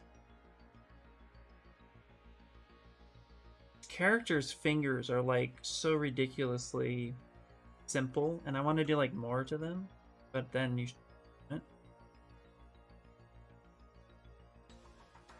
just like these little nubbins.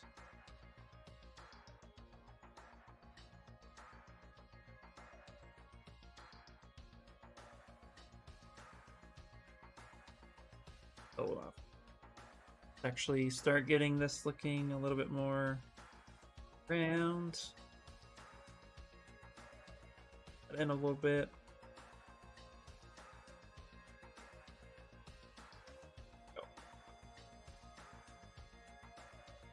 I think brute force is probably the best way to do everything.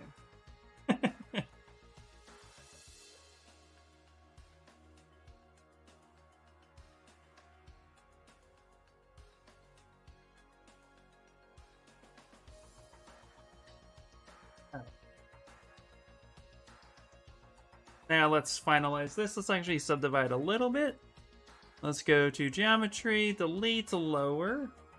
And then now we're going to merge things together to make it look pretty good. Hit the expose button for an effect that doesn't make any sense. And then what we're going to do is we're going to geometry. We're going to Dynamesh, but here's the cool thing. Actually, let's go to geometry. We're going to go to Dynamesh. And this is really cool. Before I Dynamesh, what I used to do when I had different subtools meshed together and I wanted to Dynamesh it, I would just kind of guess the Dynamesh resolution and try to get a good one. But now we have Picker. Not Picker. Where we grab Picker and we pick a resolution that makes sense on the model that we like. And then turn off blur, hit Dynamesh, and now you have a really consistent resolution to your viewport. Super awesome, and I love it. And then we're going to do is we're going to use SK brushes, because you guys know I love Keys brushes, and you guys should download them too, because they're awesome. I have clay fill. What I'm going to do is actually come around here, and we're going to blend this together.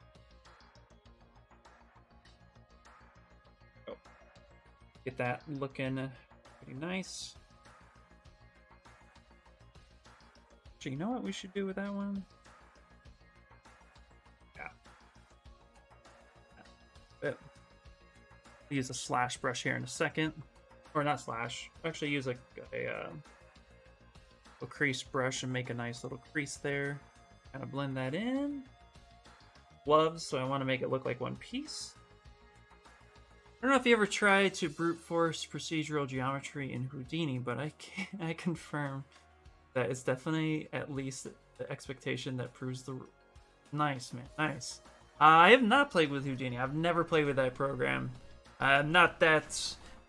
What's funny is most of my 3D modeling experience actually comes from just like programs like called Mastercam, SolidWorks. Back when I was in aerospace, that was the majority of my 3D modeling. So when I moved to ZBrush, like, it was such a different experience. So I just kind of jumped in there. Ooh, Daisuke, thank you. Thank you so much.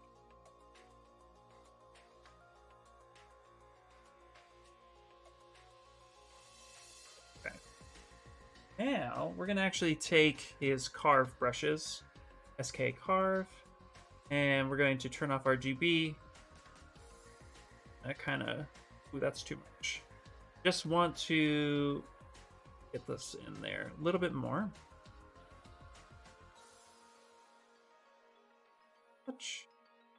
Kind of like the quick, dirty way of making it look like it's a separate piece. Using the carve brush to come through here, just kind of give it a little bit of a lip. This very sculptural way of doing things.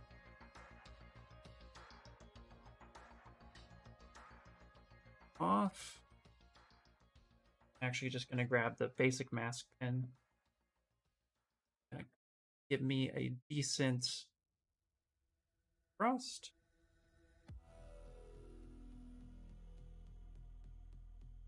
Dynamesh now. We can kind of.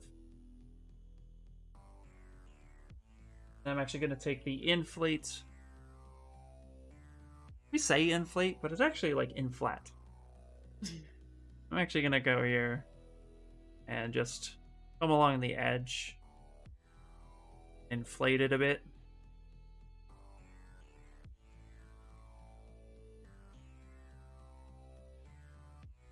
So it looks a little bit. It looks like a separate piece, but it's still the same piece. Now up the resolution, and now we'll Dynamesh that. Go. Now Dynamesh to me always looks a little like rough, and so we're gonna ZBrush that now. And I'm gonna. This is what I'm gonna do. We're gonna go ahead and actually. What we're gonna do is back this up for a second, because I'm actually going to grab this. And went back, and with the mask, Control W to give us just a different poly group. I'm actually going to ZBrush this, and I like to ZBrush with poly groups with complex shapes like this, because I think it really brings, really helps to control and get better edge loops. Go, something like that. Actually, with this one, because it's close to the color, we'll make it just a little bit different. And then we're going to go to deformation, polish by groups, which will give me a little bit of a cleaner edge. We're going to keep groups, up the resolution to like a 2. We're going to control tap so that we have a history store point. And then we're going to go ahead and ZBrush. Well, Daisuke, I was watching channel. Heck yeah. I went the other way from being a programmer, so I like to automate as much as possible. Ooh, nice. Nice. I actually want to get more into Z scripts. I feel like I have all these ideas to create scripts, but I've never played with it. This is one feature in all of ZBrush. I've tried once or twice, panicked, and then put it away.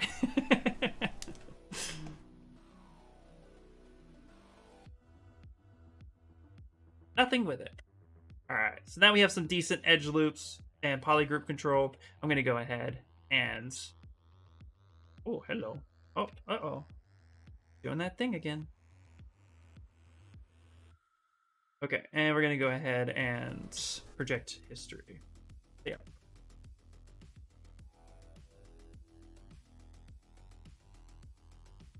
Unable to record. No, I didn't. Did I click something?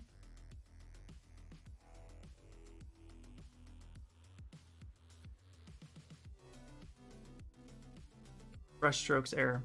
Hey, Daisuke, do you actually know why this happens?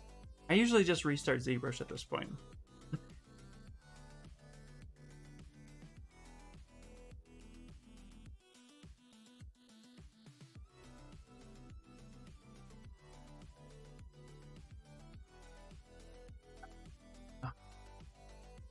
Oh my gosh.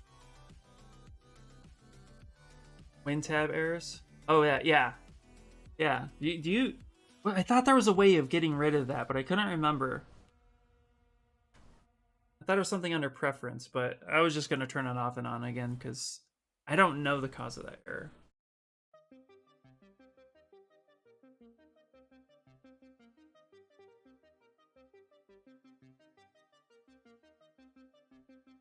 Wait, you have the stroke record still active?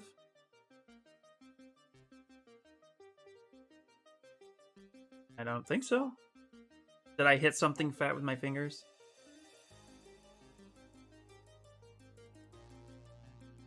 Oh, go to stroke inventory. Okay. Hold on one second. There we go. Enter. Up there it is. Hey, cool. Thanks, buddy. That always drove me nuts. I don't know what happened. Okay, cool. Okay, cool. Yay. Thanks, man. Everybody go follow Daisuke. Giant thank you if you're not already. If you're not, why? Okay.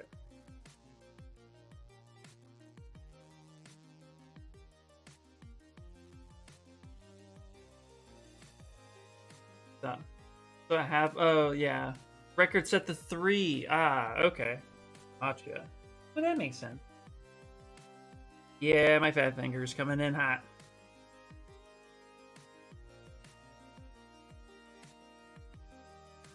That's good to know. That explains so many things right now, actually.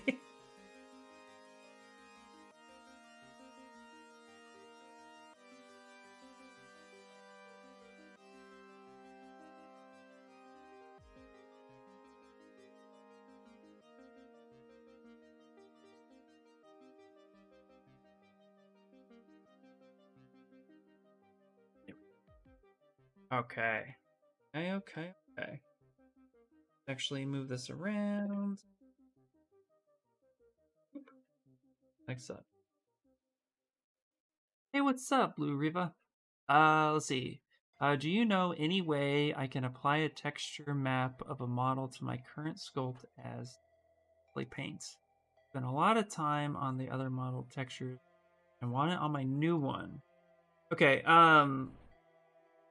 so it's like you duplicated it and you have a texture map and you just want to apply it.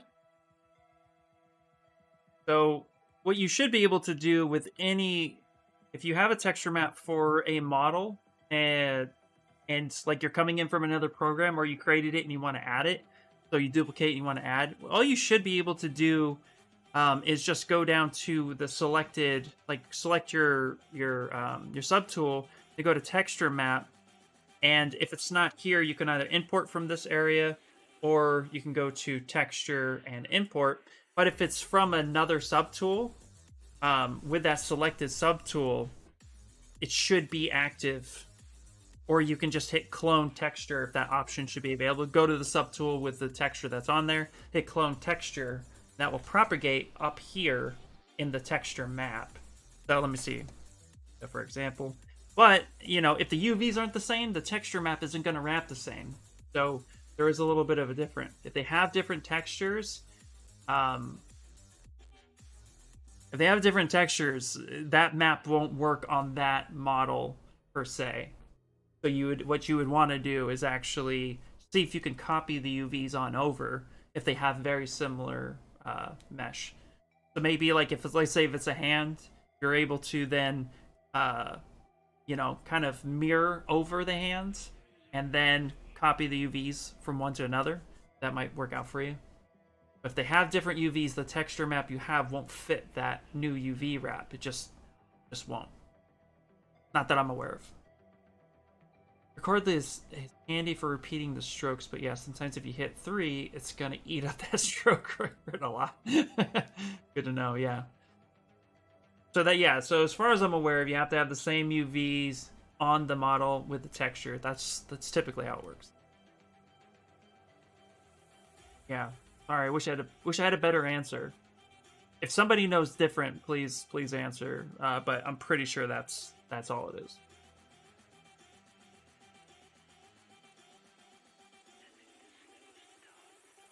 So, like, for example, I mean, yeah, that's about it. Because I was gonna say, I'm just gonna basically duplicate this hand on over, and then use the same hand the same way. So, like, here's a really cool trick if you guys want to know. If you guys want to duplicate a hand, you can use mirror and weld. You can delete your subdivisions, mirror and weld that. And then let's say I want this to be a hand by itself, delete hidden, then you can reconstruct that subdivision and then just use that hand separately. It's always a fun little way of doing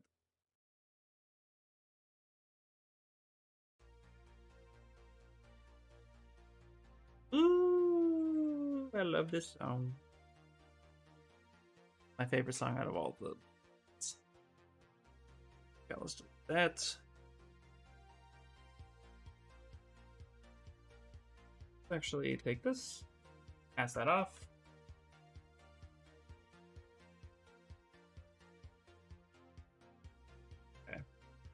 Just make this hand just a little, like, just a little different. Pass that there. Give it a little bit of a creep.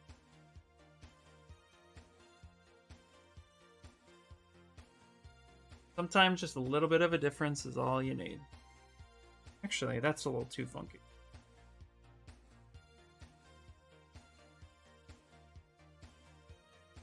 Have this thumb up a little bit more. Like such. I'll actually take this one. Actually have.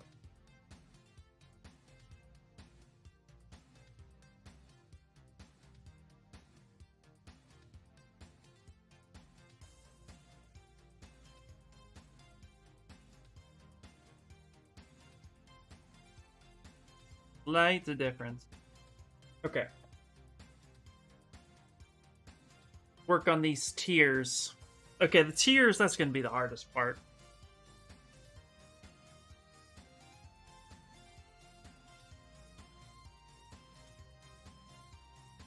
When I say hardest part, I mean hardest part for printing. I have an idea, actually, that will work for resin for sure. Don't know if it'll work for FTM. I think we can do something with it. I think we can focus on this. Let's crease Paul Gabriel's. And then let's go to dynamic subdivision. Okay, cool. That. Sure.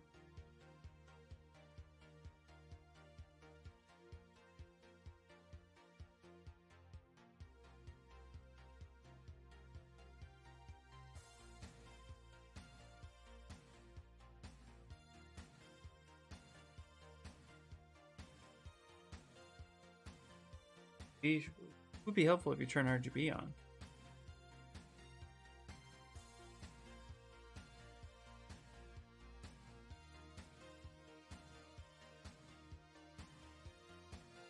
Color in there. Okay. Let's see if we can do some tears here. Make him cry.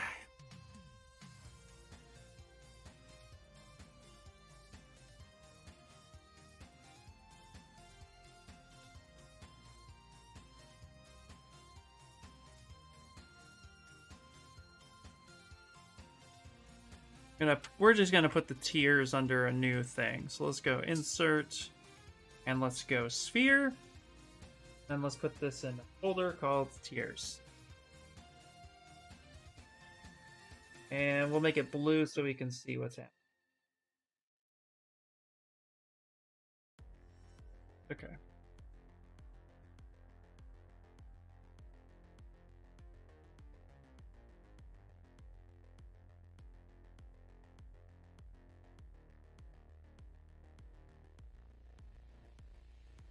Do this right here. Let's soften this up.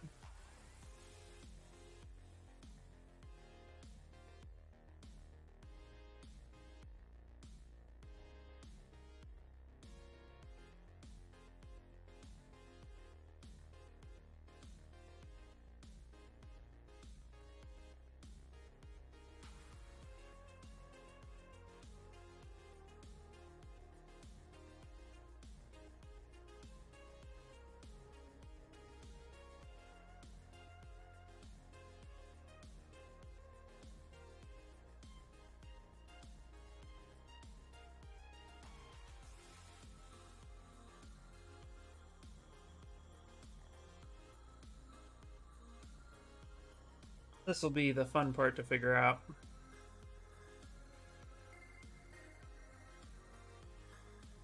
Let's actually go here.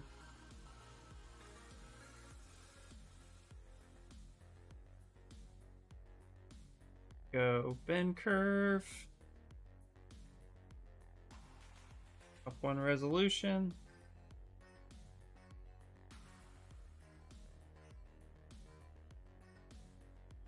Out a little bit.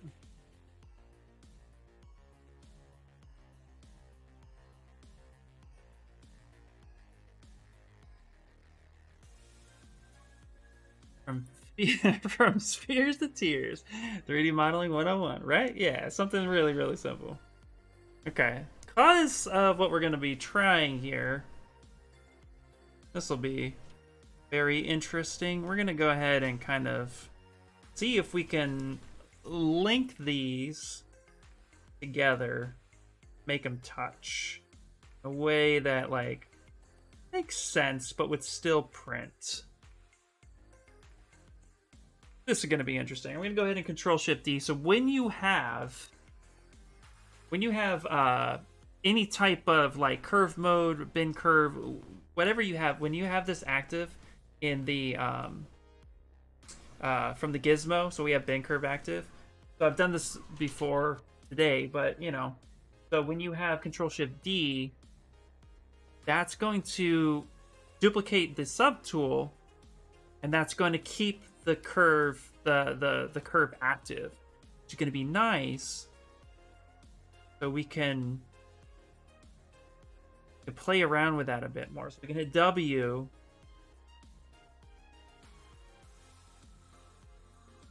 We can kind of play around with reshaping this a bit.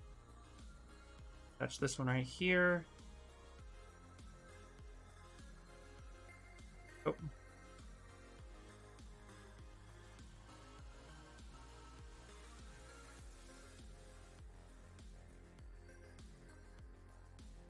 Now, if I were to try to scale that down, it's okay. But if I try to rotate, oh, that works out cool. Okay. Be nice. Very good. Control Shift D. Take that down. Now we'll create a balance point right here on his cheek.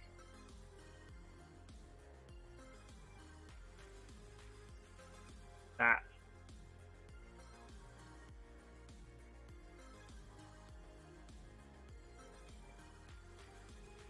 Trick here will be making this look a little dynamic.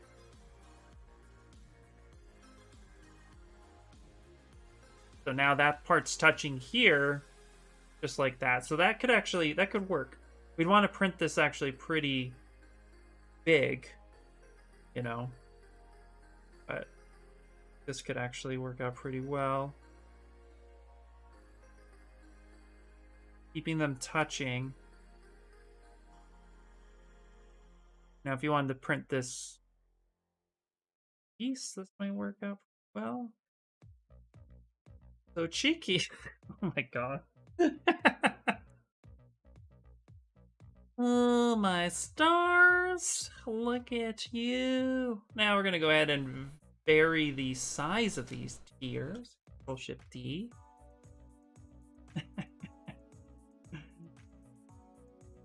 I secretly love it, dude. Good job.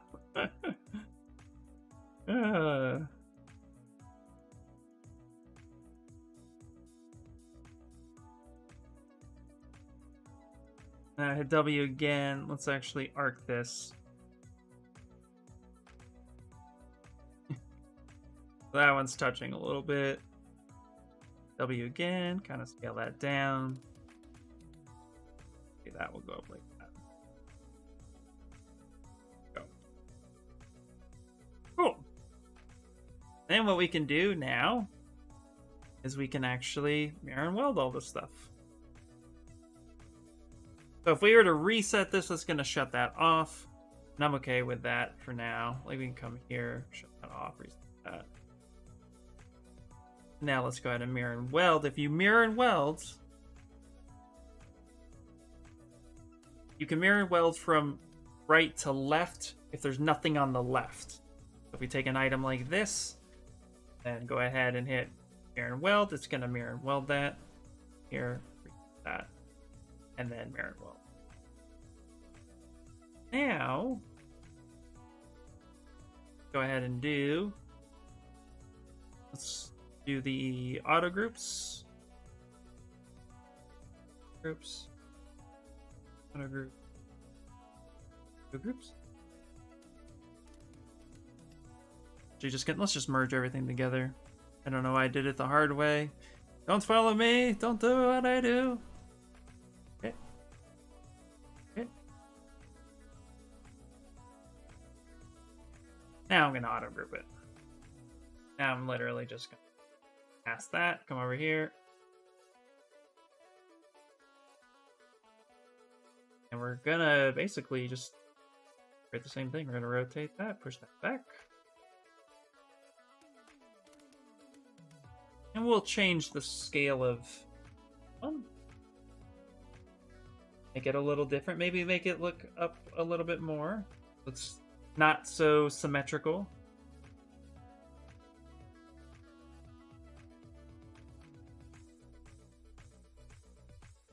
So we'll push that over, but it's still touching that part right there.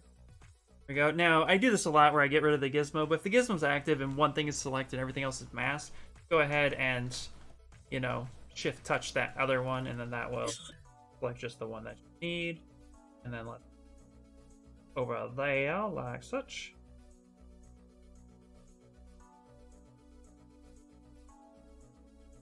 Yeah, I do think it's the third way. I thought you could do it the other way.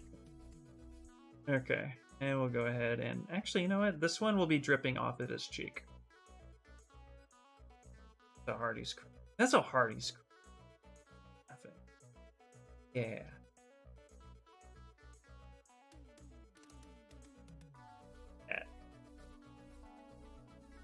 Boom. Now all of those are touching. That kind of works. That works out well. I think that works. Oh. There we go. Save it. If it's on the wrong side, you can use the mirror in the deformation menu to switch it across the axis. Yes, you can absolutely do that. Me being the lazy person that I am, instead of doing that, as long as it's on as long as there's nothing else on that subtool on the left side and you just want to mirror it over from right to left, you can do that. But yeah, that's also the other side. So good call out. Okay, now let's clean this up a little bit because we're getting close. Over.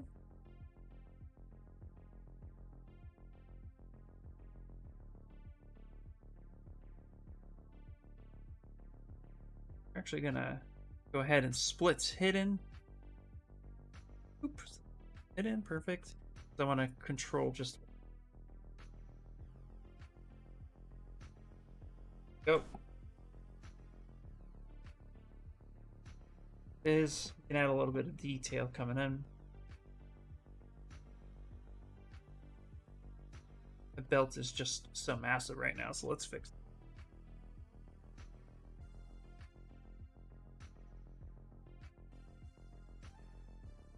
That in. Back search. Go. Perfect.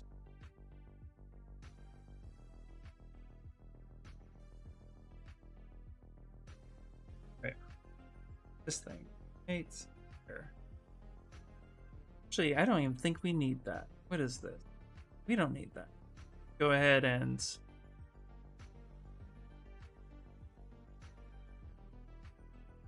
go ahead and delete. We don't need that. Piece we don't need. Now what we can do, let's grab this stuff here.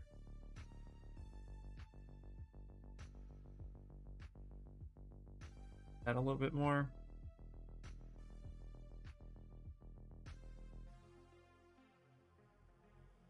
Work better like, nope, does not. I don't like it like that. I think like that's fine.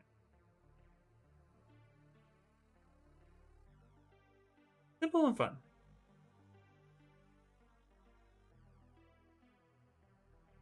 Now we're just going to start cleaning it up. And we can make it a solid little miniature ornament people can print.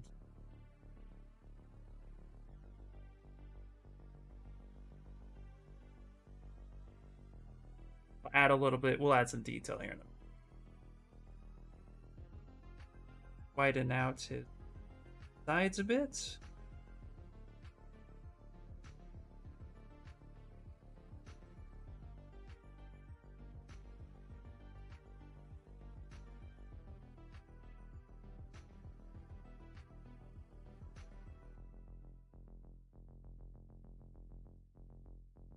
Now, the hardest part will be printing this little guy right here. And that's probably going to round this a little.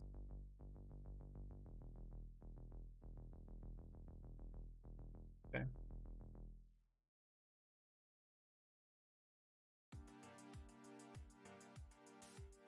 It's a little.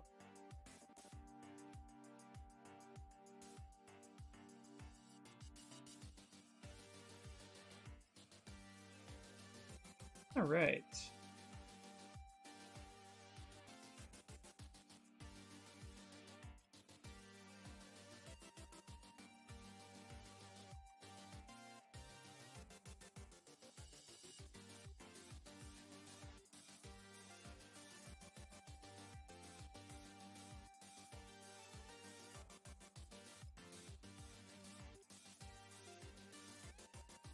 Now I'm just kind of fine-tuning a little bit, just finding some of the shapes that I really, really like. I'm going to keep it as, you know, as faithful as possible.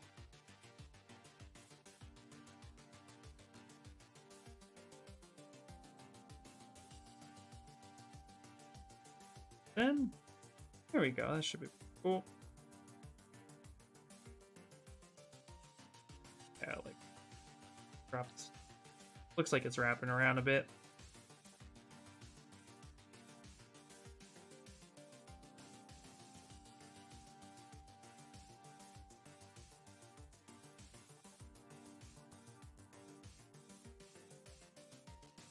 We get a little bit of a, just a little bit of a lip. Clean that up a bit.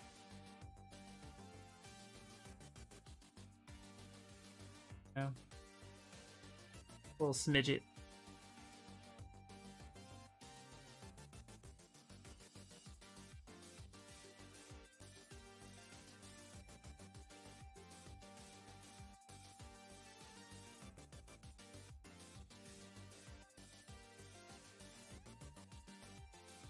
Just that focal shift.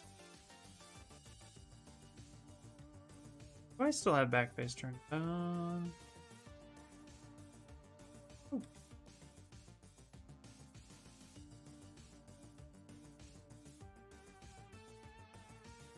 Well, now actually, we're gonna turn backface on right now. I'm gonna correct that. Just that down.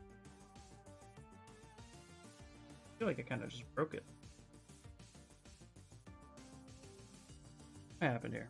What did I do? Everything. I did everything. Yeah, let's clear that. Okay, let's actually try this again. Back face.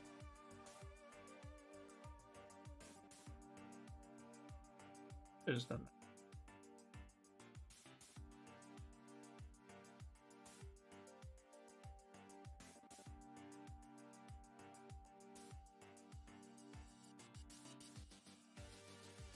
I feel like back face should be turned on, like always.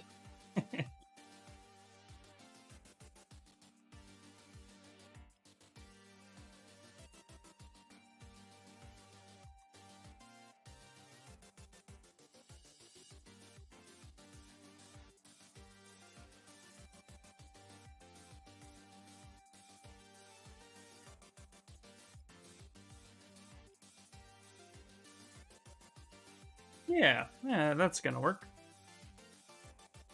All right, so we got 11. It's 11. It's 7:11. So we have about 50 minutes or so left. Go ahead and just start cleaning up a little bit. We'll do some more size adjustments, some more painting, and then we'll make it. We'll put a little hook on his head. That'll be fun.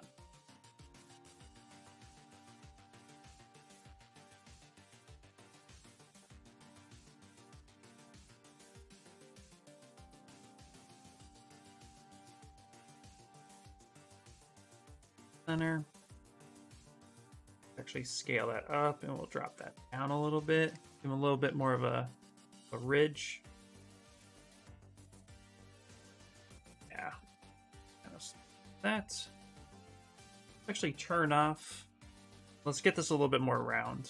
I feel like it's just a little too sharp at the top. So I'm going to hover over this edge. We're going to do slide. Complete edge loop. Kind of bring that more in the middle.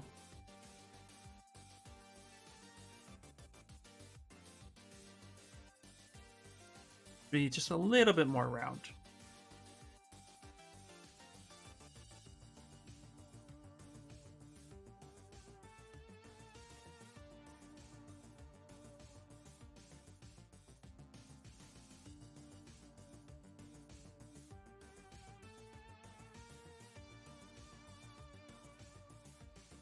Now let's see here. If we're gonna hang them, we want to think of the physics a little bit. So if we're gonna hang him from this point, he's probably gonna be hanging more like that. If I put it there. I have him kind of leaning back a little bit.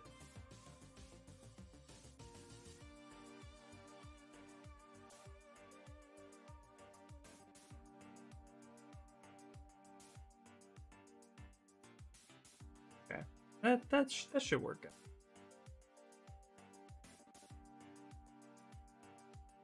Let's do that. And we're just going to add a simple hook. We're not going to be too crazy about it. Insert, add a ring, that red. Perfect. Degrees. Right in that. Little bit of an ornament. Ring right.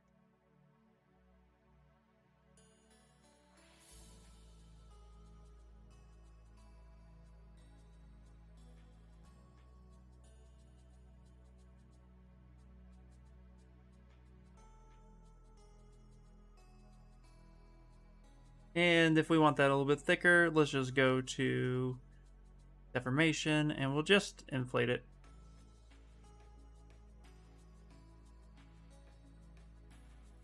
That'll be good. Put a little hook there.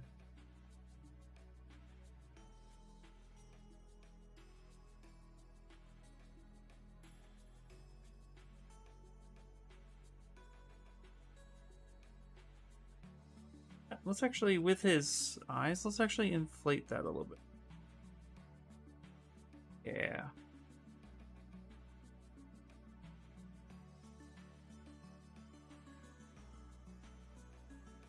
Now we're going to start adding some more final colors, and to do that, I'm actually just going to up the resolution.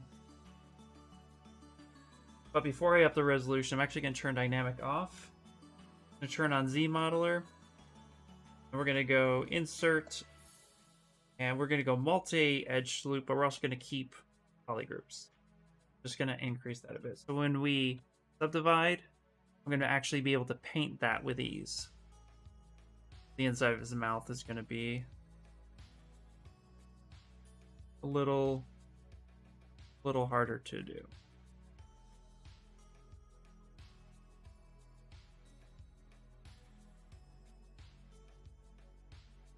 That's the inside, and same with that. I'll end up painting that fairly well.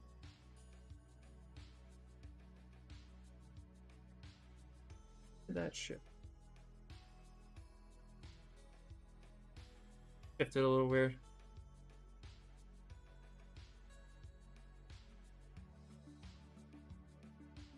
What happened? That shifted a bit, so let's move that back. I must have missed the text section. Looked really nice from what I saw. Oh, thanks. Yeah, the well, what I did was actually I took a logo from Google, and then what I had done was I actually created a SVG, and then I brought that SVG in, used it to create the 3D model, and then I just what was it? Used Matchmaker to get it to the shape.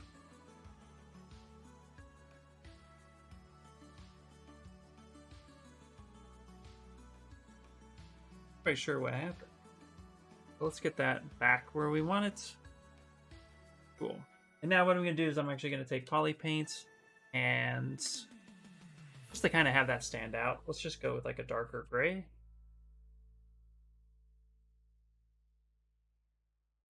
UB.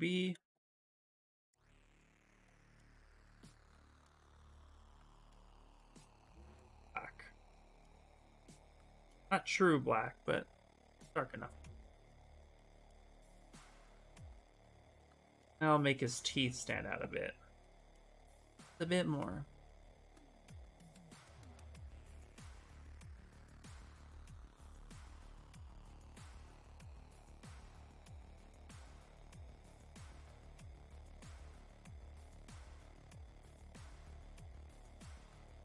same thing here. Let's actually drop this.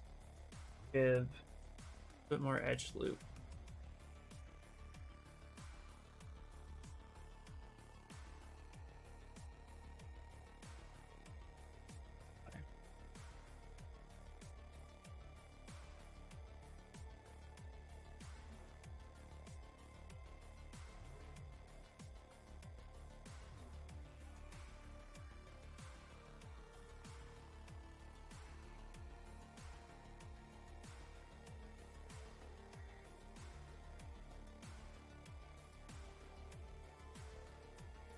I feel like I messed something up. What happened?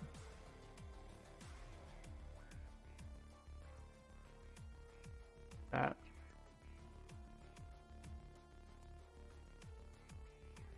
Let me see something real quick. Something feels a little just off center. Let me load project back up one more time.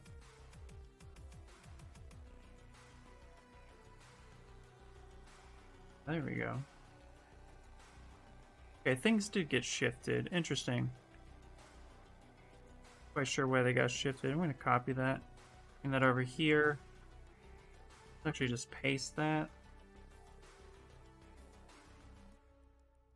Sure what happened. Okay, great. Wonderful.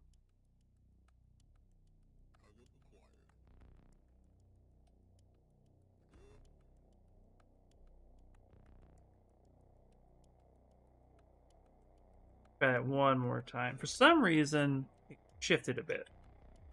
So, go ahead and correct that.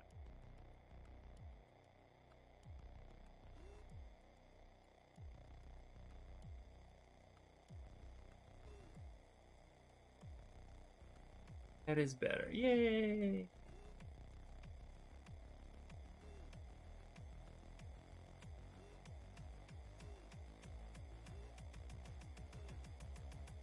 I'm gonna paint.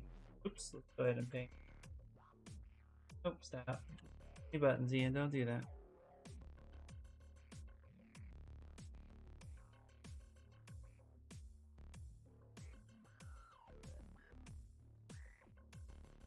Paint this back. Well, let's correct this. Correct this one.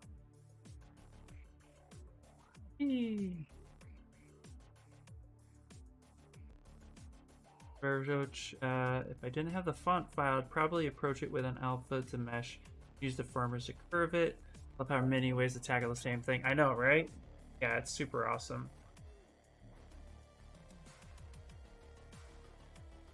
Yeah, the way I did it was a little bit more of a, I would say it's a little bit more of an old school approach, but it works, and that's what I love about it. And yeah, I mean, it's just amazing that there's like 100 ways to do the exact same thing. Fascinating.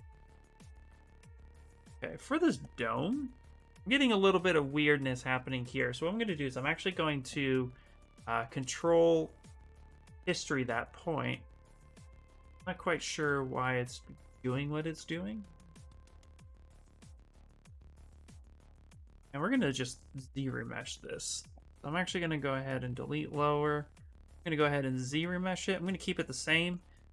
I'm going to Z-remesh it though, just because the way I built it, it's just being funky. So Z-remesh it real quick just to get a little bit more of an even mesh and call it a day on that, and they'll just repaint.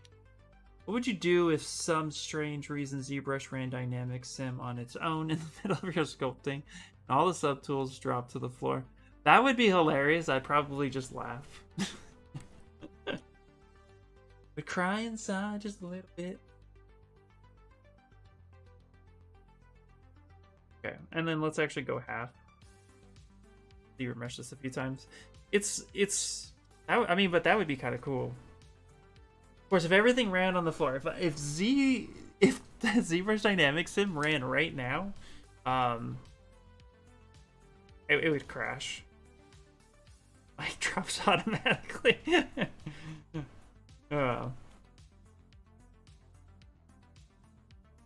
Okay, now that we have something a little bit more usable, And then we're gonna go ahead and project history. So we're gonna project history, but not geometry. Just color. Yeah, now it's a little bit smooth. Yeah. I'm gonna delete it. Actually add some, I think we should start adding a little bit of like rivet detail. That might be kind of. And this is where we're gonna use machine parts. I think. Steam? Nope. Maybe? Yep, machine parts.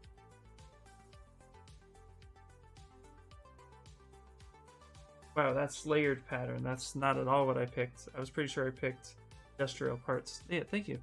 Okay. Alright, let's go ahead and just add some bolts. That color there.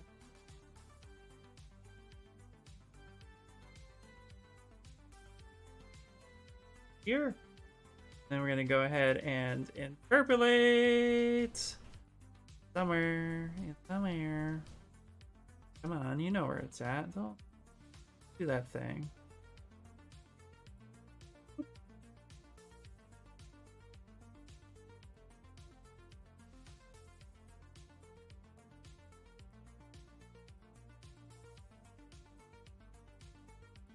Just like that. I'm gonna go polygroups, auto group, like Gizmo.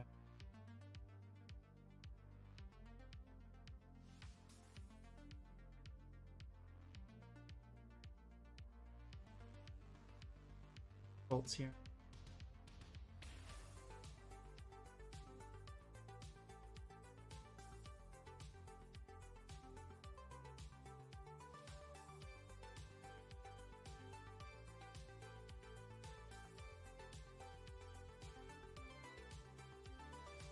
There we go. Any advice or things you wish you knew for somebody wanting to get into 3D printing? Any advice? The best advice I would give when it comes to 3D printing is just to don't be afraid to just get in there, get your hands dirty, try it yourself. If you want to get into FDM printing, the best advice I'd say is buy a machine that you built. Follow the instructions. Most of them are really easy to put together. But when you build your FDM printer, then you learn more about that machine. So when something goes wrong, it's a lot easier to fix. If you feel like you're mechanically inclined in any way or can follow instructions, I definitely recommend buying a printer that you can assemble yourself. They're usually pretty good on the FDM side. On the resin side, wow, hold on one second. On the resin side, the biggest tip I would actually give for beginners is safety first. Big deal. Wear safety glasses, wear gloves, kind of understand that you're getting into manufacturing, and manufacturing is it's where I'm looking for. Manufacturing is a process on its own. So kind of understanding what you're getting involved with resin. It's a chemical. It has a lot of components to it that are dangerous or hazardous if you don't do it right. So, with resin printing, definitely kind of understand and really just study what it is and the processes and the workflows and stuff. I've seen a lot of people just get into resin printing, like I bought a machine and they threw stuff in, and accidents happen. So, safety first. But on the actual printing side, study supports a little bit. With resin printing, supports will make or break your print. And so take the time, don't try to rush it, don't look for the magic button.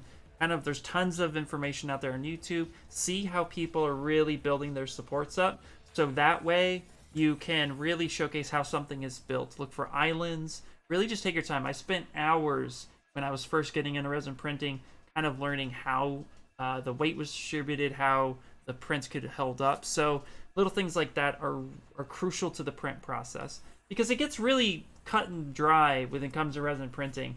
Once you figure out the cure rates for certain resins, once you figure out the process, it's kind of simple. But the build up to it, if you take your time with resin supports, you'll actually get better results. Hey, Cyberdark, how you doing? Not much, man. I'm doing good. How are you? I still have to take my FTM out of the box. Take it out of the box, Chris. Come on. What are you doing? Take it out. Build it. You'll have to do it. But yeah, hopefully that makes sense and that's helpful. But it's fun, you know. It's just it's a process. I spent, you know, and I reiterate this a bunch of times, but I've spent over 12 years in aerospace before I even got into toys. And that manufacturing, CNC mills, 3D printing, it teaches you a lot. And so, you know, but at the same time, because what 3D printing has done is allowed people to manufacture in their homes. And so, yeah, it's really exciting, but also, too, there's a lot of little things. So, you know, study the details, jump in, you know, kind of, you know, don't be afraid to get your feet wet, so to speak, but, you know, just understand it is manufacturing. It's a process, so safety first. Even on FTM. Start with PLA. Stay away from ABS unless you actually understand, because ABS can be toxic when printing, so be very careful with that. Most people print with PLA with FTM anyway, or they print with HIPS or PETG. Those are like the 3 common ones. They don't want to try to print while the temperature is changing so frequently here at the moment. Ooh, that's actually a good point, too. Yeah, that's actually great, because right now, I'm in Los Angeles, and the weather is actually really cold. And my printer, my resin printer is actually out in my garage. But it's dropped as low as like 30 degrees Fahrenheit, which is cold for California. So running prints overnight, I've had fails. So yeah, absolutely. I'll have to say my favorite version of Santa is American Dad. Oh, nice, man, nice.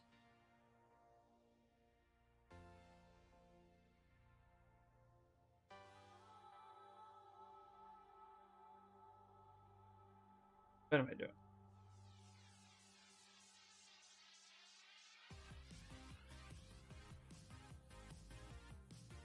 Kind of smooth.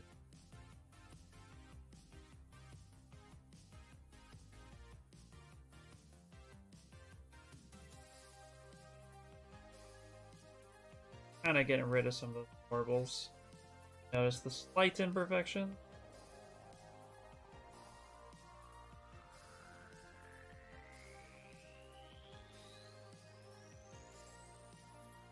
Have you ever resin printer working in the cold? Just get to reptile lamps and make a box out of. Ooh, nice. I didn't even think of that. Usually because I didn't have to, but I like that. That's nice. Also a smoke detector. Just yeah, perfect. My garage has ventilation, so it also doesn't have a lot of insulation. Yeah, they absolutely can. Yeah, printers like to work warm.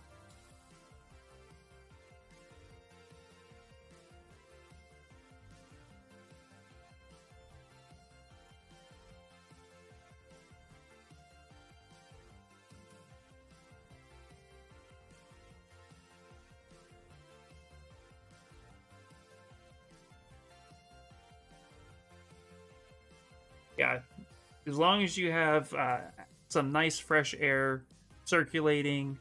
I have a little vent cut out at the top, and then I have a fan blowing around. That works pretty well. And that's what I mean when it comes to the safety aspect. It's really good to research that stuff. There's a lot of really good setups out there. You know, there are people who have done some fun stuff too, where they actually build a box that then has a fan that goes out the window, so then it can actually pull all that stuff out. They have some where like you can set up filters to make sure that it purifies the air a bit. Yeah, there's a lot of ways to do it.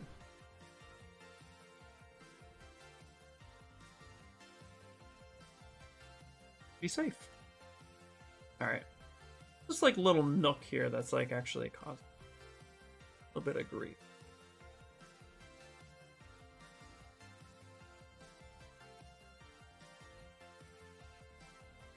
Out we go.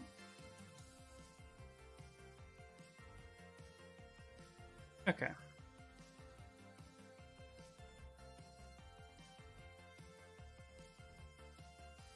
Speaking of heat, the mini here Saw the bearded dragon at the pet shop and I really wants one. Nice. I went overkill on mine because my Saturn lives 2 feet from my desk. I have cats with tiny little lungs. Yeah, it's still not complicated. Yep. Built a fume hood with an exhaust fan. Absolutely. Yeah, it doesn't need to be super crazy.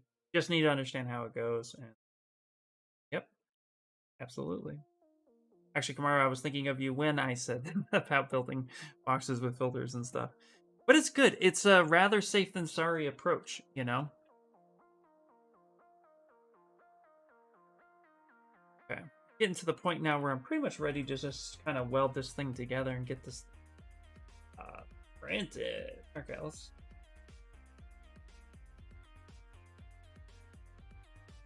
get that there.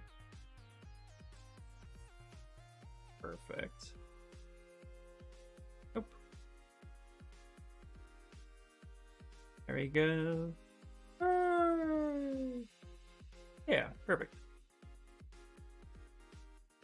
Say perfect a lot. Probably say it way too much.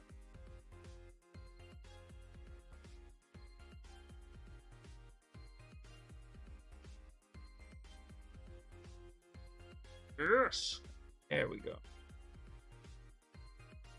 All right. Start making this printable. My Saturn lives outside of Earth, well ventilated near vacuum. Nice. Also, carbon air filters work really well. Got a pair of Elgu air filters that sit inside the printer. Yeah, that's a really good one as well.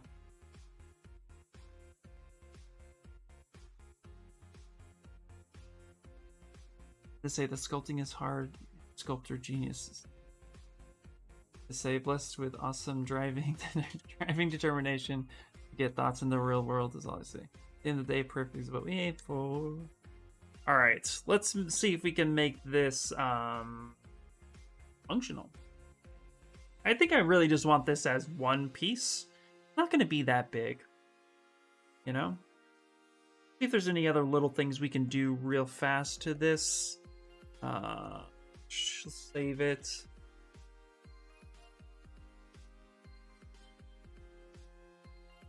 Okay, that's nice here. He has a little bit.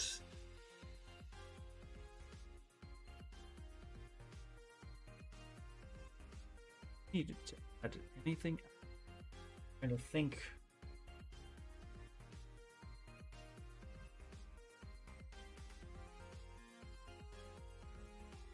What we need to do is start adding subdivision on everything.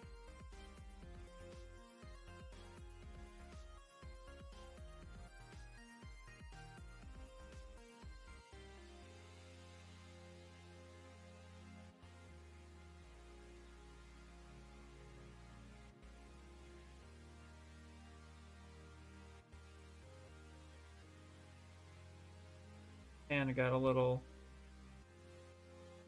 And get. Oh, I know.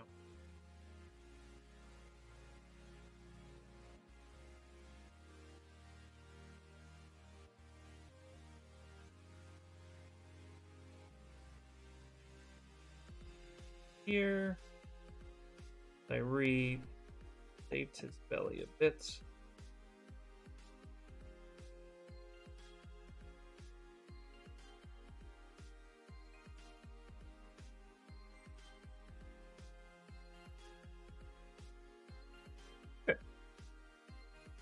Where we start really just checking everything.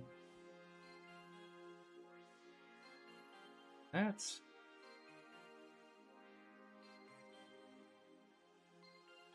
well. So he's going to be relatively tiny, so we don't need to go crazy on too many details. It's a very simple design.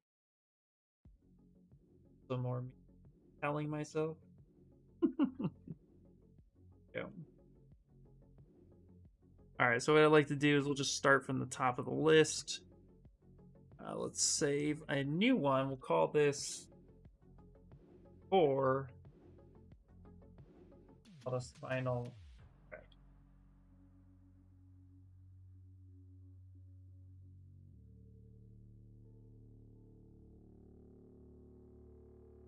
The software I'm using for my on-screen keyboard is actually called OBS Input. You just Google OBS Input. It was a pretty simple. It was a pretty simple install.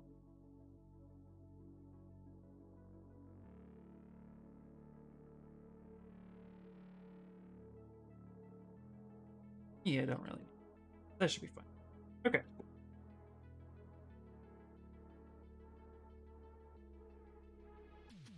What I'm going to do is I'm actually going to delete this folder. Perfect.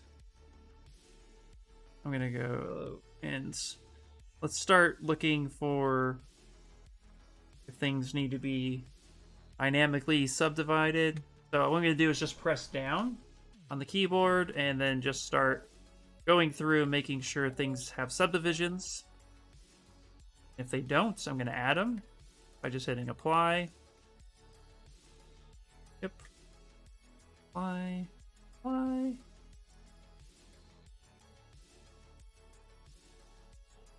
And hit apply.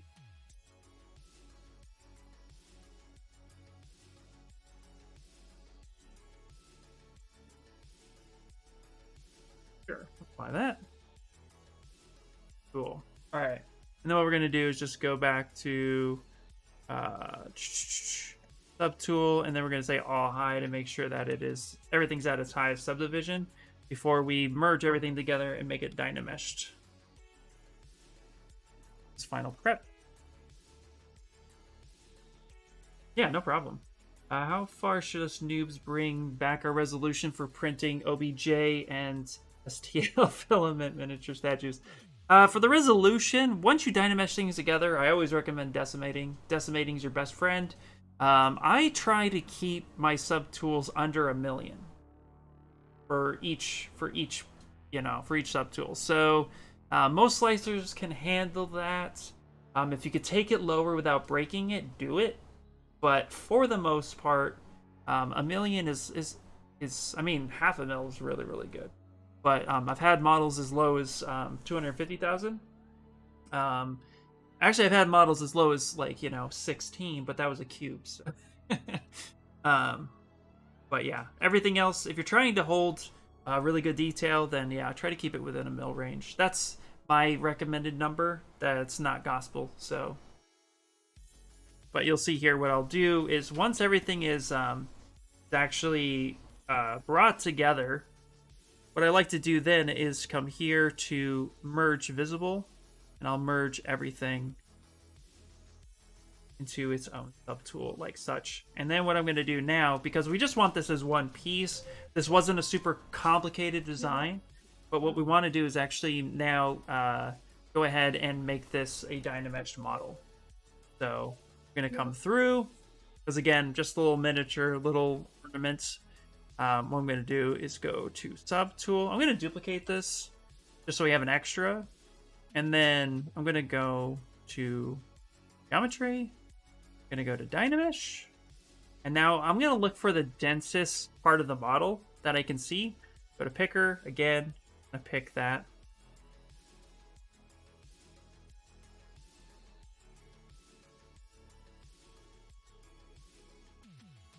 Okay. So let's actually increase that a bit to about 5. Let's go 600. Yeah, a little over 600.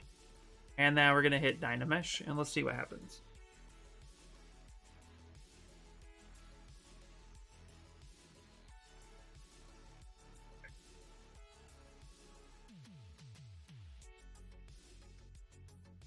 So we went from 2 mil to 3 mil, which kept the resolution pretty well. Now we're going to inspect the model and kind of see how this would print. And the way I would inspect it is actually, we're going to go ahead and take a cube, going to insert a basic cube just above it, scale that up.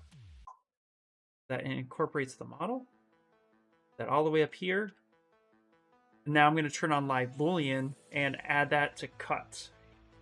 Turn off polygroups. And what this will do is as I bring this down, let's actually add this to white. As I bring this down, so there would be some islands there, so that's not going to be 3D printable for FDM easily without supports. but we're just going to go through and make sure everything's relatively connected. You have some holes in there.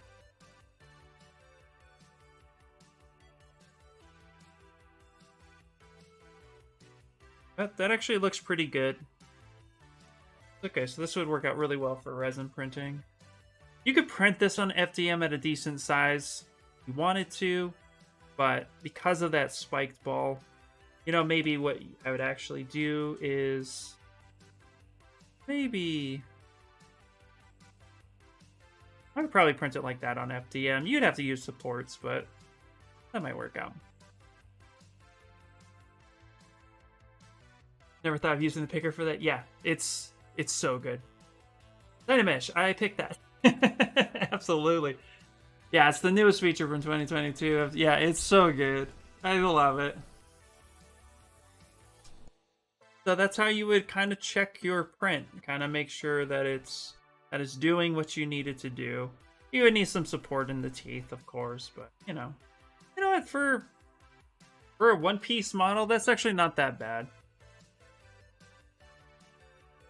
It would take a little bit longer to actually fit that to be an FDM, and I might rethink that a little bit, but just based on time, and I kind of wanted to have something, and most people have resin printers now, well, we'll go with this.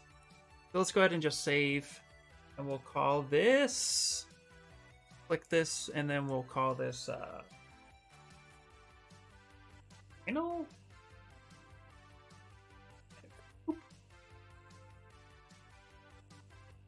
I've been so in love with the new knife function. I haven't really messed with the other new stuff. I know that knife function is so good.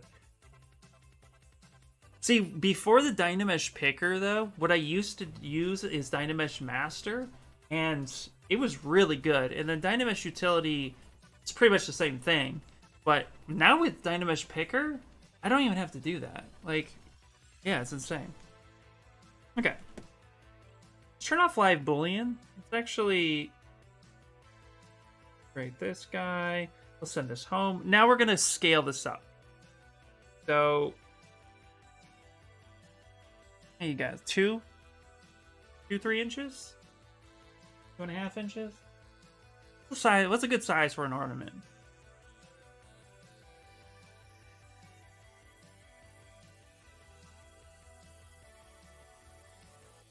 Trying to think. Yeah, let's go with 2 inches. Go with 2 inches. So we'll make this a 1-inch cube. Let's just send cool. Grab this guy. Let's rename this 1 inch. All your ornaments at 3? Alright, we'll do 3 inches. 3 inches it is. Perfect. Love it. So what we're going to do is we're going to go ahead and we're just going to, this will be a 1-inch cube. We're going to go ahead and we're going to hold Alt, tap that little pin. I'm going to come on up, drag this up, stack this right on top. Let go, hit 1, so I get 3 of these cubes. Do that little pin thing, auto group it, scale this up. Put this here. Touch. Make that a little short. Here we go. Perfect. Grab the 1. Go ahead and delete hidden. And now we're going to go ahead and size this. So let's go to Z plugin, which is over here. Appended it a while ago. Set scene scale. And we're going to go ahead and pick. Now I'm going to be working in millimeters, not inches. So we're going to go ahead and go 2.5 millimeters. Now going to change this number to 25.4 because I made 3 of these stack on top of each other. That will be the size of the model, and then I deleted all but 1 of those, so that should be 1. And 25.4 is equivalent to 1 inch in the Imperial system. So, and then what we're going to do is go ahead and resize subtools. That's going to scale everything to fit the need and desire of life. Cool. And now with that cube selected, that's now my base for measurements. I will use this cube for everything. I'm going to go ahead and hit set scene scale and say 25.4 millimeter. Boom. And This model is 3 of these cubes tall. And now if I were to measure this this guy, if I were to go back to set scene scale, he's actually around 3.047 inches in height. So that's how I can verify that. Or 77.39 millimeters in height. I've mostly only used knife tool. I've mostly only used the knife tools as well. But I was briefly complaining about Dynamesh resolution changing based on scale, and then I noticed the picker button, and I completely forgotten about that. Yep. 42. Height. Yo, what's up, Carbon? Look, I'm in, dude.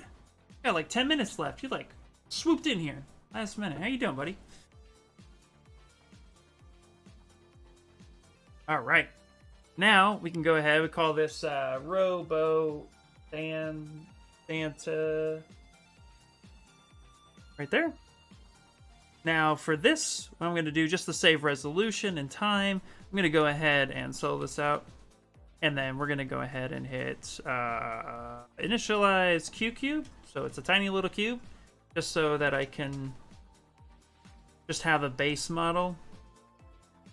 So that's the name of it. Robo Santa right there. Go ahead and save.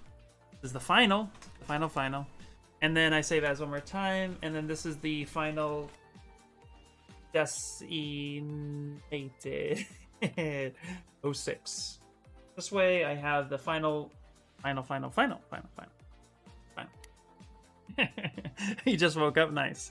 All right, now we're gonna decimate this. So with this model here, what we're gonna do, I like to store a history when I decimate something, because sometimes if you decimate it down just enough where a little bit gets swapped, you could put that back. But you know, that's just kind of where we're at. Okay. And now what we're gonna do is we're just gonna go to Decimation Master. I'm going to, because we don't really need the color anymore, we're now printing. The color was cool, did the color, but now we're printing. We can actually just check out one of these presets, and we're gonna just go nuts and see what 250,000 polys looks like. So we're going from basically 4 million down. That might be a little too much. If it is, we can always adjust this to say 1,000, which will be fine. But let's just, we're just gonna hit it.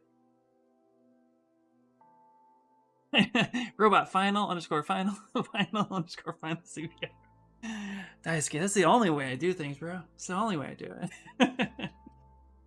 All right, let that process. I literally the other day caught myself saying, it was like file name _ final _ revision version 1 _ HQ changes _ final. And I thought, what is wrong with me? Luckily, I just turned in the final, D tool. But it was so dumb. It was so bad. Don't be like me, kids.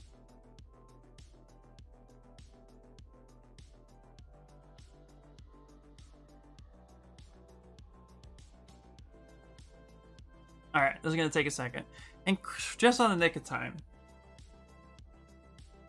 Alright, this will take its reordering. And let's see how bad it breaks. It might break pretty bad, but we'll find out.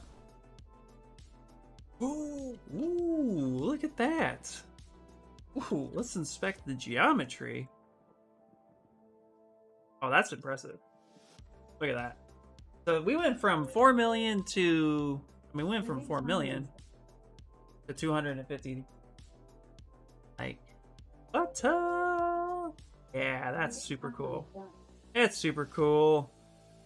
I don't see anything really broken. Looks like it preserved it. I'm telling you guys, that quick preset is awesome. That's exactly why my versions all have numbers unless I'm doing work for someone with specific naming convention. Yeah. You can also leave a note to pop up when opening a file by file, project note, edit. Yeah. Yeah, I gotta get better at my naming. Okay, let's look at this real quick.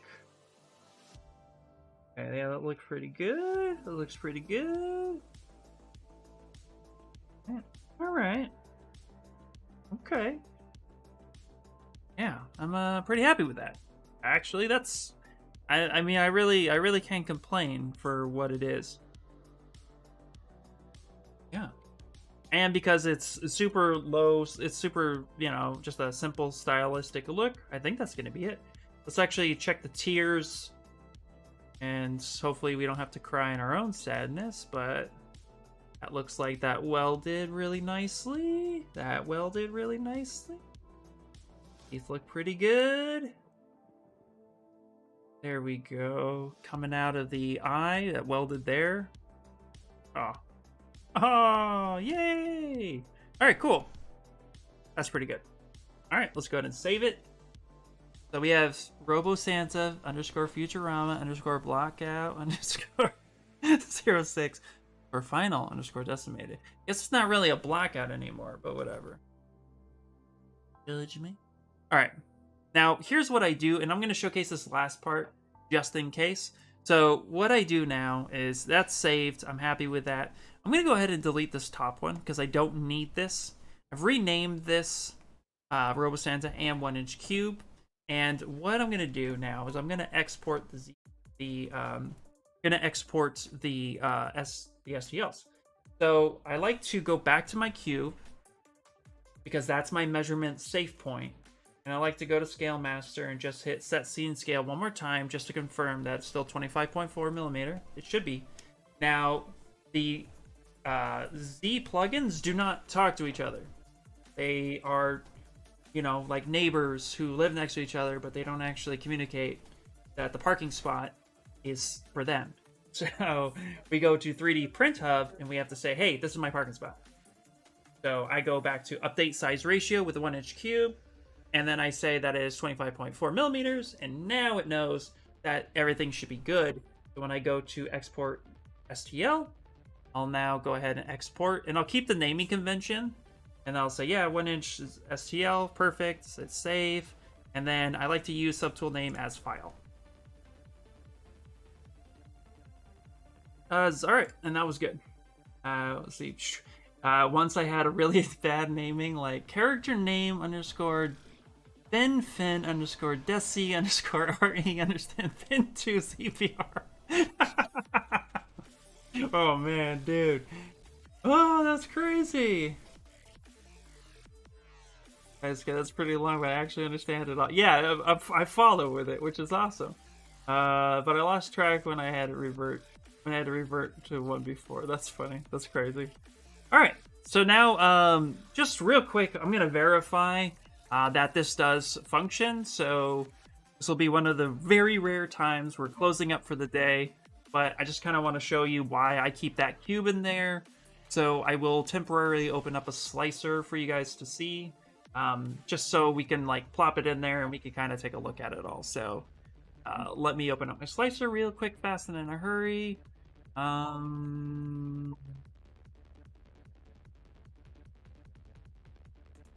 I like my settings. I'll mess with my settings.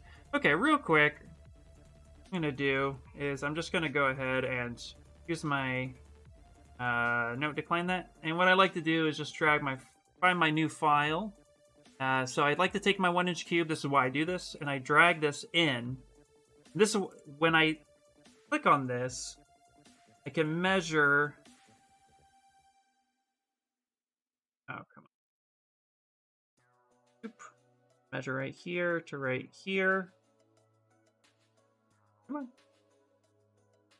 Come on. Why you do this to me?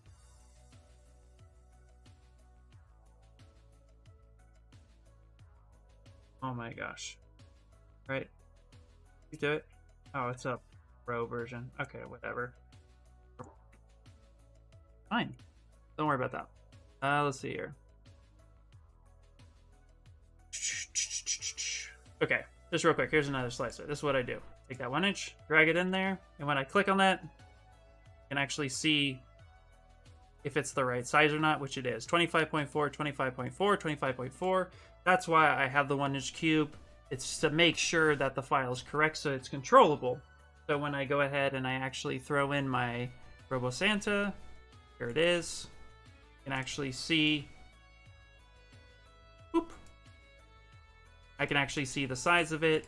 And then with that, I can confirm that it is 48, 51, and 77 in height. And that is why I use the 1-inch cube for everything. So just a little heads up. Yeah, there. Oh, okay. Vic, good point. Yeah, I had Pro for a little bit on it, so I would just measure everything. Let's see. Doing it because you're trying to show everyone, of course. Yeah, of course. Yeah, I brain fart a lot when I try to show everybody everything. That's, what happens. Anyway. All right, guys. Well, that's actually right on time. 7:59. It's free. Just download it. You don't have to pay for it. It's free. Free. Like this file. I'm gonna release this in my Discord for everyone. Actually, I'm gonna put this on my 3D cults for everyone, and then you guys can just download that. So if you guys would like to download this file, it will be up later today on the 3D cults, probably in like the next hour or two. If you would like to follow my accounts for all that good stuff, because I have a lot of 3D prints that I have released over the times and things. Where are we? Oh my goodness. So disorganized. I am so disorganized today. It's the end of the year. That's my excuse. Okay. Let me just go to my...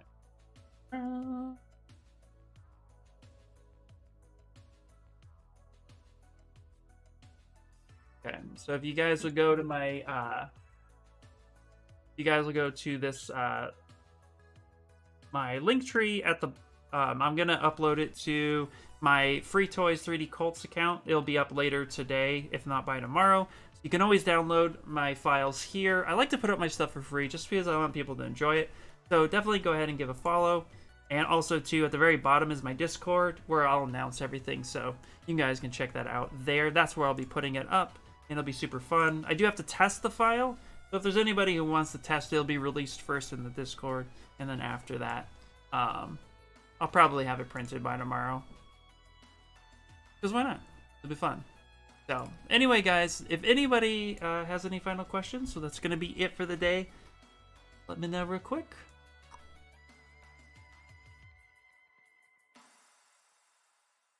There we go. There we go. This is cool. I like this one. All right. All right, guys. Well, thank you guys so much for everything. I hope you enjoy the holidays. Also, too, don't forget to check out and follow all of Pixologic's accounts because we tons of artists here. If you made it this far after the stream or even during the stream, thank you. I love it. It's awesome. Hopefully, I was able to answer your questions. Thank you guys so much. Daisuke, always a pleasure to have you guys here. Everybody, you guys are awesome. Thank you guys for showing up. I appreciate it. And, yeah. Happy holidays. Merry Christmas. Happy New Year's. All that stuff. This is my last stream of the year, but we'll pick stuff back up in January, and it'll be awesome. All right, guys. That is it. I'm rambling again. So I will talk to all of you later. Bye, bye, bye, bye, bye, bye, bye.